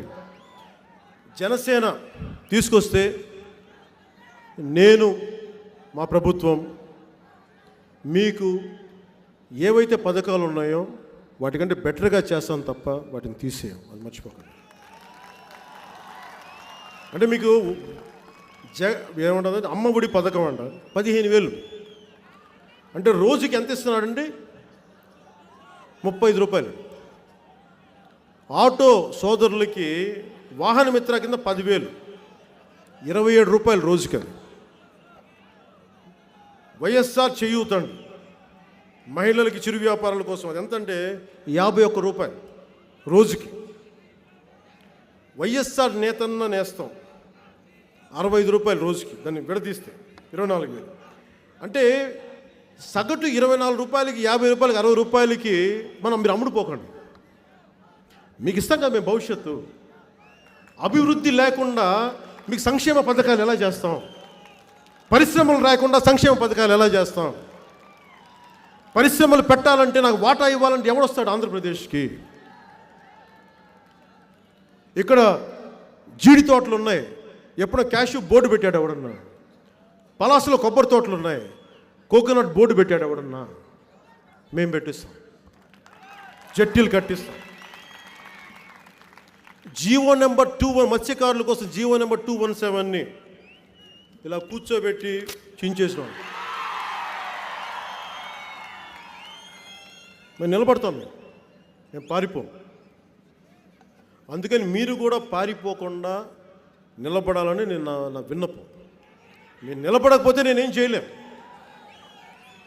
కానీ మళ్ళీ వచ్చి మాకు చేయలేదండి, మాకు ఉద్యోగాలు ఇవ్వలేదండి అన్న ఫీజు రీయింబర్స్మెంట్ నాకు చెప్పకండి. ఇంకా ఈసారి కూడా మీరు మారకపోతే మళ్ళీ ఇంకో 5 సంవత్సరాలు ఎగిరిపోతే మీ జీవితం.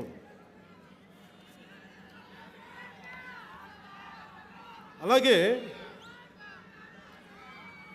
పోలీస్ శాఖ చేత ఇన్ని ఉద్యోగాలు చేస్తాం, ఇంత ఊడికం చేయిస్తూ ఉన్నాం. వాళ్ళకి కనీసం టీఏలు డిఏలు సరెండర్ లీవ్స్ డబ్బులు కూడా ఇవ్వట్లా. నేను ఒక ప్రభుత్వ ఉద్యోగి కొడుకుని, మా నాన్న పోలీసు నుంచి అబ్కారీ శాఖల ఉద్యోగి కాబట్టి నాకు తెలుసు. సరెండర్ లీవ్ ఉంటే ఒకసారి పిల్లలకి అవసరాలకు పనికి వస్తాయి. లేదంటే ఆ వయసు వచ్చిన ఆడపిల్లకి చిన్నపాటి నగ చేయిస్తారు. అలా ఒక్కొక్క పోలీస్కి సగటున ఈ లీవ్లు టీఏలు డిఏలు సరెండర్ లీవ్స్తో కలిపి 1,40,000 ఇవ్వాలి ఒక్కొక్క ఉద్యోగికి. అలాగే పోలీసులకి వయోపరిమితి పెంచాలి. నువ్వు నోటిఫికేషన్ మీరు ఇవ్వకుండా 3 సంవత్సరాలు డిలే చేసి దాన్ని 3 సంవత్సరాలకు మేము వయోపరిమితి పెంచుతామంటే సరిపోదు. తెలంగాణలో పెట్టినట్టుగా మీరు 5 సంవత్సరాల వయోపరిమితి పెంచాల్సిందే మీరు చేసిన తప్పుకి.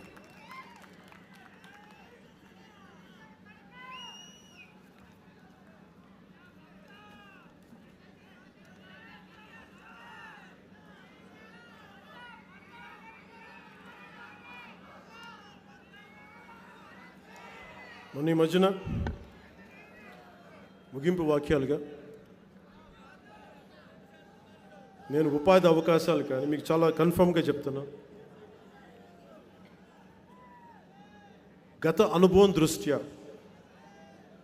54 నియోజకవర్గాల్లో జనసేనకి 175 నియోజకవర్గాల సరాసరి పోయిన ఎన్నికల్లో 6.9% వచ్చింది. అంటే దాదాపు ఒక 19 లక్షలు ఎంతో చిల్లర వచ్చింది. అవన్నీ కనుక ఒక్క చోటే వచ్చిండుంటే ఈరోజున జనసేన ఎమ్మెల్యేలు ఉండేవారు. మీరు ఇచ్చాపురంగా నన్ను గెలిపించుంటే జనసేన ఎమ్మెల్యే ఉన్నాడు. కానీ ఓటు ఏమైపోయిందంటే పలచబడిపోయింది. వైసీపీ వ్యతిరేక ఓటును చీలనివ్వను అంటే నా ఉద్దేశం ఏంటంటే, టెక్నికల్గా గెలిచింది వైసీపీ. 53 నియోజకవర్గాల్లో టెక్నికల్గా గెలిచింది. ఓటు స్ప్లిట్ అవ్వడం వల్ల గెలిచింది. అలా అని చెప్పి నేను మొన్న ఈ మధ్యన తెలుగుదేశం నాయకులు,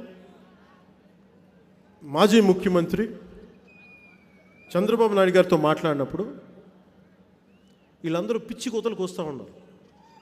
బేరాలు కుదిరిపోయినాయి, అవి కుదిరిపోయినాయి. అరే ఎదవల్లారా,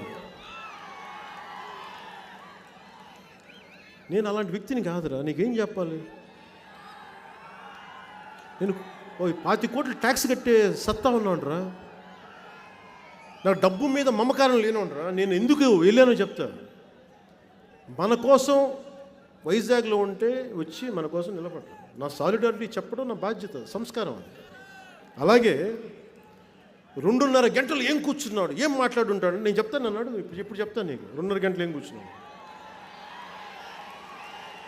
2.5 గంటల్లో మొదటి 10 నిమిషాలు మీరు బాగున్నారంటే మేము బాగున్నాం, అంత బాగున్నాం. 11వ నిమిషంలో ఈ పోలవరాన్ని చేసే ఇరిగేషన్ మినిస్టరు సంబరాల రాంబాబు గురించి 23 నిమిషాల 2 సెకండ్లు మాట్లాడారు.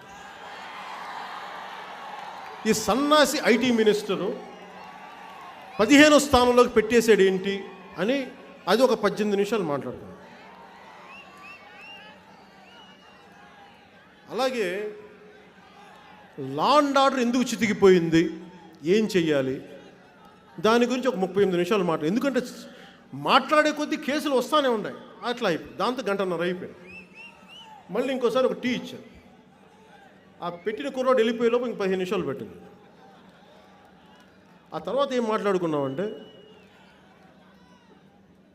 ఆంధ్రప్రదేశ్ భవిష్యత్తు ఎలా ఉండాలి.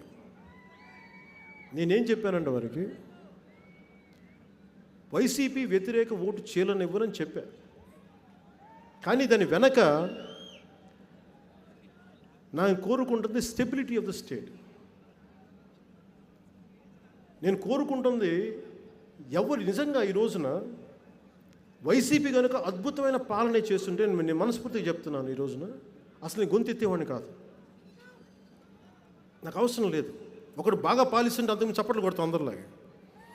కానీ నువ్వు బాధిస్తూ ఉంటే మేము ఎదురు తిరుగుతాం. అలాగే గతంలో నువ్వు టీడీపీని తిట్టావు కదా అంటే ఖచ్చితంగా ఇంకేమున్నాయి విధానాలు మీరు చెప్పండి. మీరు మీ ఇంట్లో మీ అక్కతోనో మీ ఎదురింటి వాళ్ళతో గోల పడతారు, వాళ్ళని మానేస్తారు మీరు మాట్లాడటం. సర్దుకుపోవాలి తప్పదు. అలాగే వీళ్ళు చాలామంది ఇంకా చెప్తున్నాను, వైసీపీ నాయకులు చాలామంది నాకు ఢిల్లీలో కనిపిస్తారు, పార్లమెంట్ సంబంధించిన నాయకులు. వాళ్ళకి నేను నమస్కారం పెడతాను. వాళ్ళు ఇక్కడ నన్ను విమర్శించచ్చేమో, వాళ్ళు కనిపిస్తే నమస్కారం పెడతాను. అది నా సంస్కారం అది.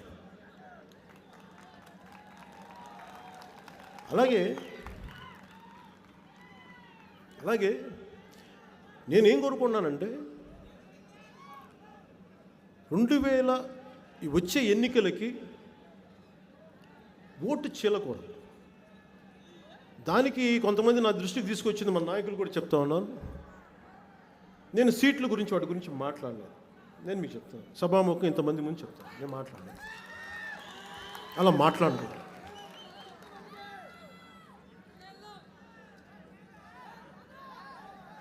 వ్యూహం ఉండాలి, గుర్తుపెట్టుకోండి. ఒంటరిగా వెళ్ళిపోయి వీరమరణాలు అవసరం లేదు. ఒంటరిగా ఉండి గెలిస్తే నాకు ఎవరితో పొత్తు పెట్టుకో. మీరు ఇస్తారా? గ్యారంటీ ఇస్తారా నాకు? మీరు అక్కడికి వెళ్ళిపోయి ఇక్కడేమో అన్నా నువ్వు కులం లేదన్నా మతం లేదన్నా అని చెప్పి ఎలక్షన్ రాగానే మా వాడన్నా, మా అమ్మ చెప్పిందన్నా, మన అన్నయ్య చెప్పాడన్నా అంటే అలా కుదరదు. మీరు నమ్మితే సంపూర్ణంగా నమ్మాలి. నేను మిమ్మల్ని నమ్మితే దూకేసాను, నేను మిమ్మల్ని నమ్మేసి నేను రాజకీయాల్లోకి మార్పు వస్తుందని నాకు తెగిపోయింది. నాకు రక్తాలు వచ్చినాయి. ఇంట్లో తిడతా ఉంటారు నన్ను, నువ్వు జనాన్ని నమ్మి వెళ్ళినా ఉంటావు. నేను జనం అనుకుని, నా కుటుంబం అనుకుని వచ్చి, నా కుటుంబం నన్ను వదిలేసి నేను ఏం చేయను. నేను నా చిన్న కుటుంబాన్ని చూసి వసుదైక కుటుంబం అనుకున్నాను. మీరందరూ మీరు నన్ను వదిలేస్తే నేనేం చెప్పుకుంటాను? నా కుటుంబమే నన్ను నిలబడకపోతే నేనేం చేయను? నా కుటుంబం కోసం నేను నిలబడున్నా. కానీ నా కుటుంబం, మా కాస్ట్ అన్నా, ఎలక్షన్ టైంలో మా గోత్రం అన్నా అంటే నేను ఏం చేయగలను? అవి కాకుండా అందుకనే నేను చాలా పగడ్బందీగా ఆలోచించి చెప్తున్నా. ఒంటరిగా వెళ్ళడానికి నాకు చేసి వచ్చాను. అది దశాబ్దం నిలబడి ఉన్నాను రాజకీయాల్లో. ఈ 3 ముక్కల ముఖ్యమంత్రి వాళ్ళ నాన్నని ఎదుర్కొన్నవాడిని. భయపడే వ్యక్తిని కాదు నేను. నాకు రాజకీయం, నాకు బాధ్యత. నువ్వు వర్గశత్రువులుగా కులాలను ప్రకటిస్తే కుదరదు. మతాల మధ్య చిచ్చు పెడితే కుదరదు. దేవాలయాలు, విగ్రహాలు అపవిత్రం చేసి ఆ నిందితులను శిక్షించకుండా వదిలేస్తే కుదరదు. శిక్షింపబడాలి. అలా కుదరదు. నేను ఇంత బాధ్యతగా మాట్లాడతాను. మీరు ఒంటరిగా నన్ను నిలబడి మీరు అంత నాకు భావం కలిగిస్తే, నాకు క్షేత్రస్థాయిలో బలం తెలిస్తే ఒంటరిగానే వెళ్తాం. కానీ అది ఇవ్వగలరా? అది మీ చేతుల్లో ఉంది. దద్దరిల్లిపోవాలి. కానీ దద్దరిల్లట్లేదంటే నేను దీన్ని నమ్మను.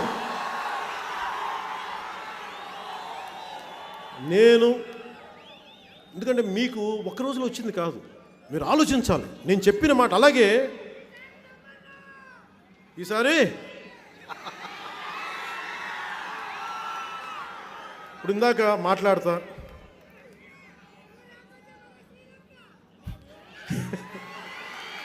వ్యూహం ఓకే కదా. ఈ రీజన్ చెప్తా. అంటే డయామెట్రికలీ ఆపోజిట్. అంటే మనకి పడని శత్రువులతో కూడా, మనకి పడని ప్రత్యర్థులతో కూడా అందరినీ హింసించే ఒకటి ఉంటే వాడిని అందరూ కలిసి ఎదుర్కోవాలి, తప్పదు. దాంట్లో గౌరవం తగ్గకుండా, మనం లొంగిపోకుండా కుదిరితే చేస్తాం, లేదా ఒంటరిగానే వెళ్తాం.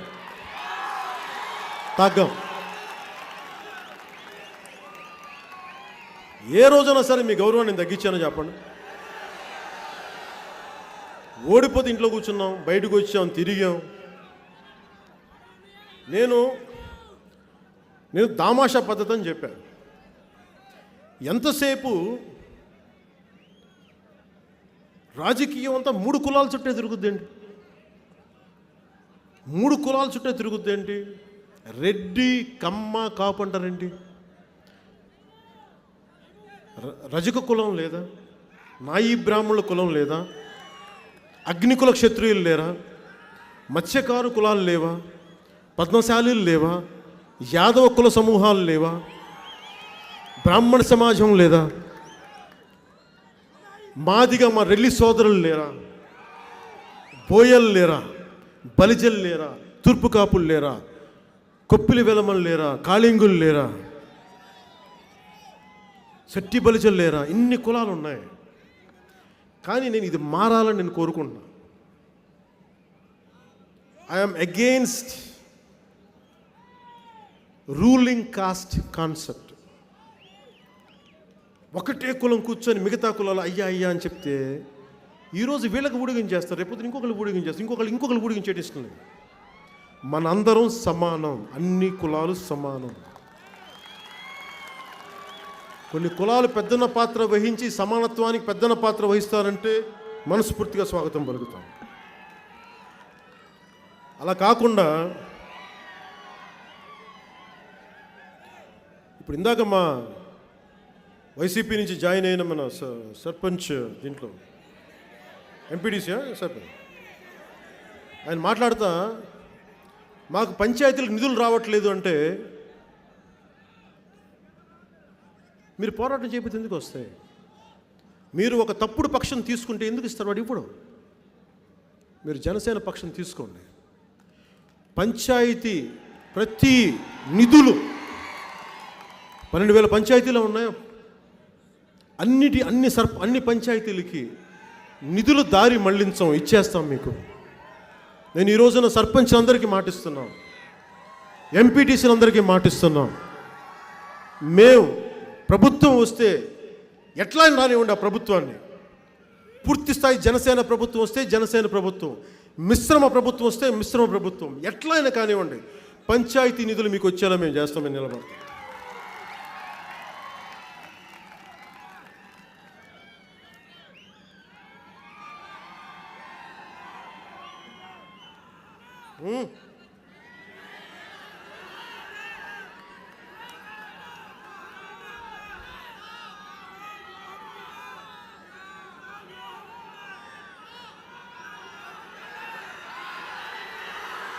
వ్యూహమా?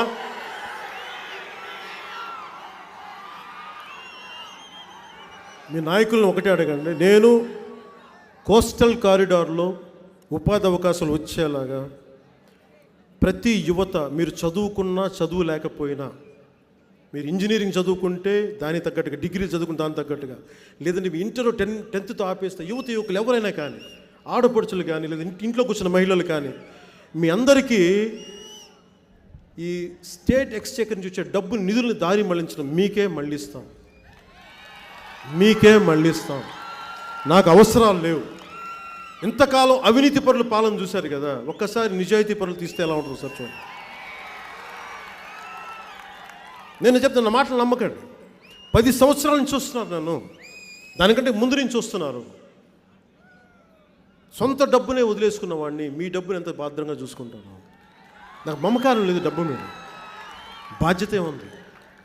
ఈరోజుకి కొంతమంది రైతు భరోసాని డబ్బులు ఇస్తానంటారు, పార్టీకి ఇస్తే. నేను అడుగుతాను, మీరు పార్టీకి ఇస్తున్నారా అంటే మేము రైతు భరోసాకి ఇస్తామంటే, రైతు భరోసాకి నేను ఇచ్చేస్తాను డబ్బులు, వేరే అకౌంట్లో పెట్టేస్తాను, పార్టీకి కూడా మేము వాడం. అందుకని మీరు ఒక్కసారి నమ్మాలి. మీరు నమ్మకపోతే మార్పు రాదు. అలాగే మీరు ఒత్తిడి తీసుకోకపోతే మార్పు రాదు. వారాహితో వస్తాం, రెడీగా ఉంది. ఎవడు ఆపుతాడో నేను చూస్తాను, రా.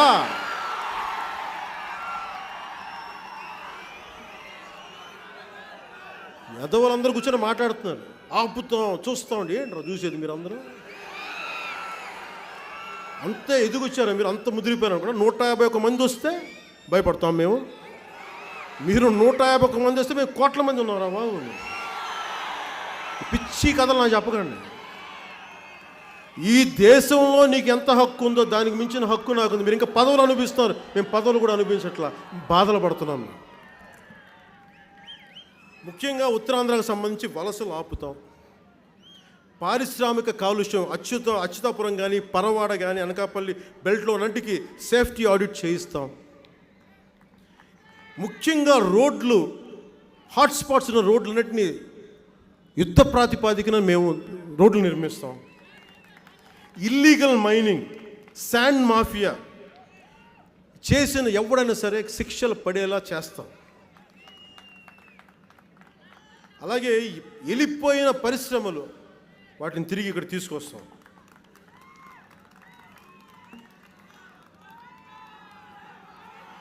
అలాగే వలసల రాజధాని అనే పేరు తీసుకొచ్చి ఇది ఆర్థిక రాజధానిగా చేస్తాం.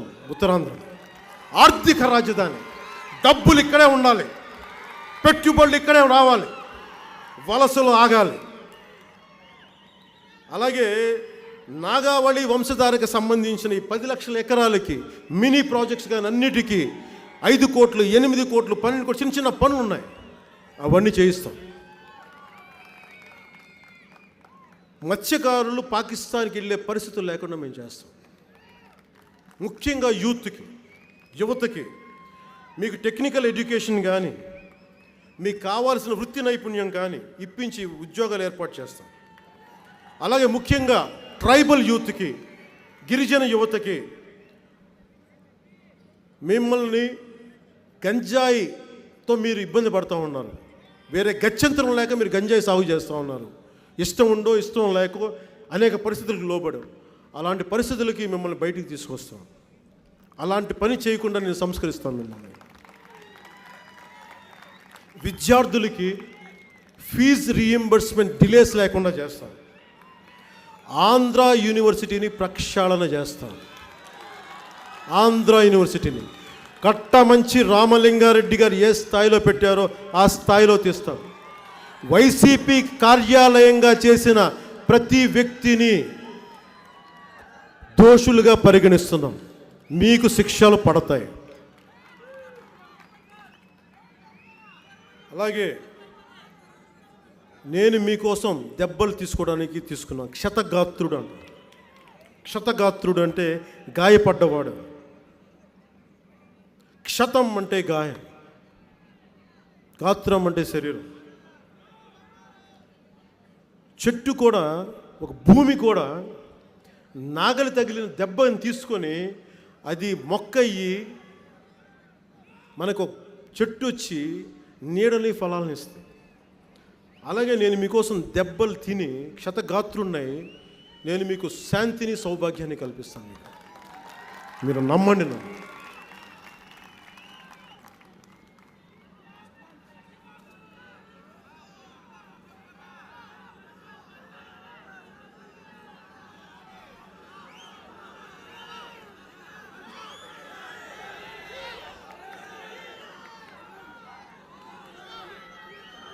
అందరికీ ఒకటే విన్నపం, ఈ ఎన్నికలు చాలా కీలకమైనవి. మీరు మమ్మల్ని నమ్మాలి. నేను మీకోసం రోడ్ల మీదకి వస్తాను.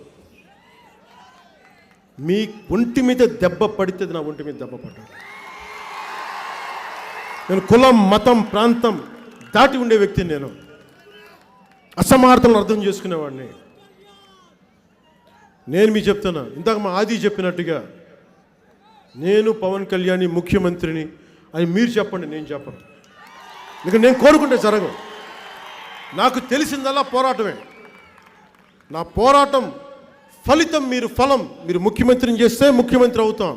లేదు నువ్వు మాకు ఎల్లప్పుడూ ఊడిగం చెయ్యంటే ఊడిగమే చేస్తాను. నాకు ఏమి, నేను స్వామి వివేకానంద 100 మందిలో ఒకడిని. ఉక్కు నరాలు, ఇనప కండరాలు, వజ్ర సంకల్పం, యువత 100 మంది ఉంటే చాలు, దేశాన్ని మారుస్తారన్న. నేను అనుకున్నాను చిన్నప్పుడు వాళ్ళలో ఒక్కడిని కావాలని కోరుకున్నాను. ఆ ఒక్కడిని అవ్వడానికి నేను ప్రయత్నం చేస్తాను. అందుకనే మీరు ఇస్తే అధికారం సేవకుల్లో చేస్తాం. మీరు అధికారం ఇవ్వకపోతే నిలబడే ఉంటాను, ఎక్కడికి పారిపోయి. ఇది మీ చేతిలో ఉంది. మీరు ఓటేసేటప్పుడు నిలబడతాడా లేదా. అలాగే ఇంకోటి చెప్తున్నాను, నన్ను గుడ్డిగా కూడా నమ్మకండి.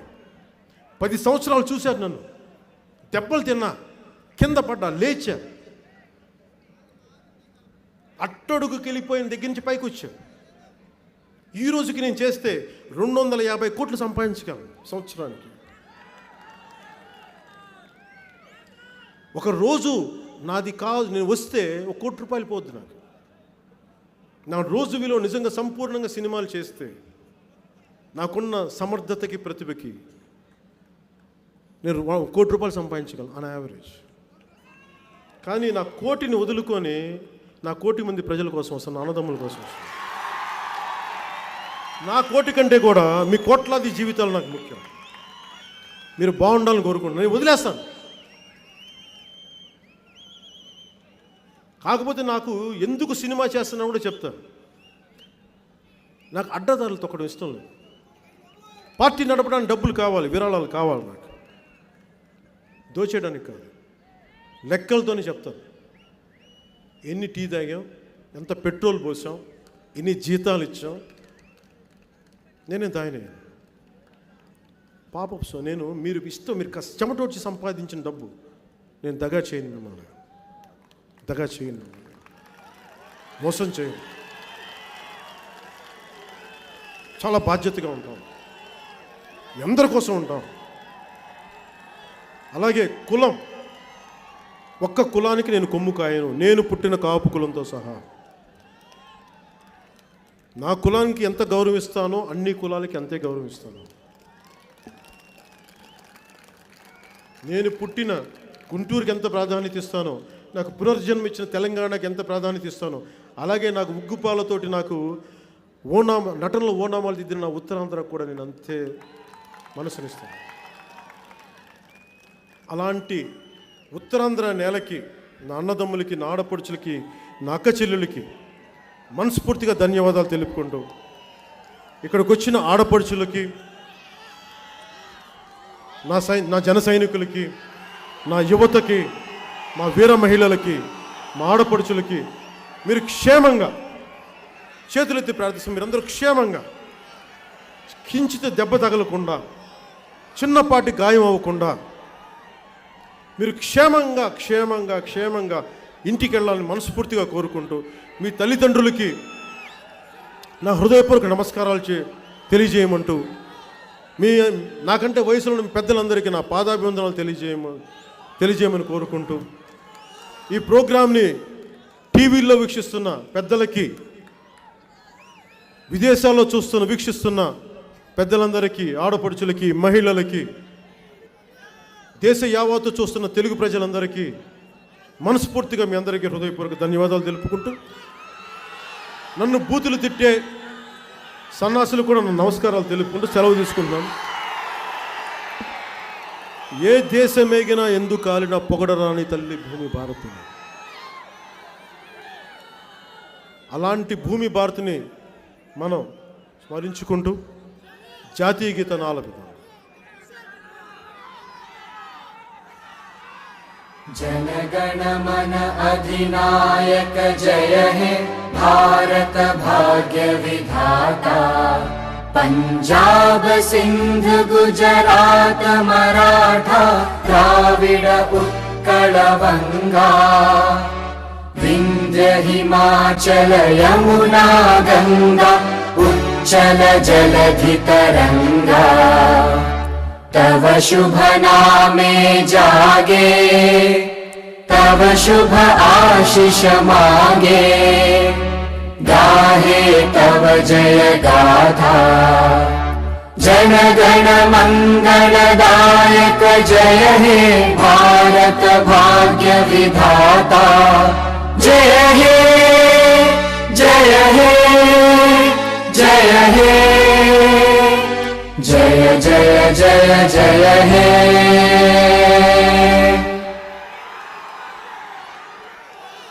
जय हिंद। भारत माता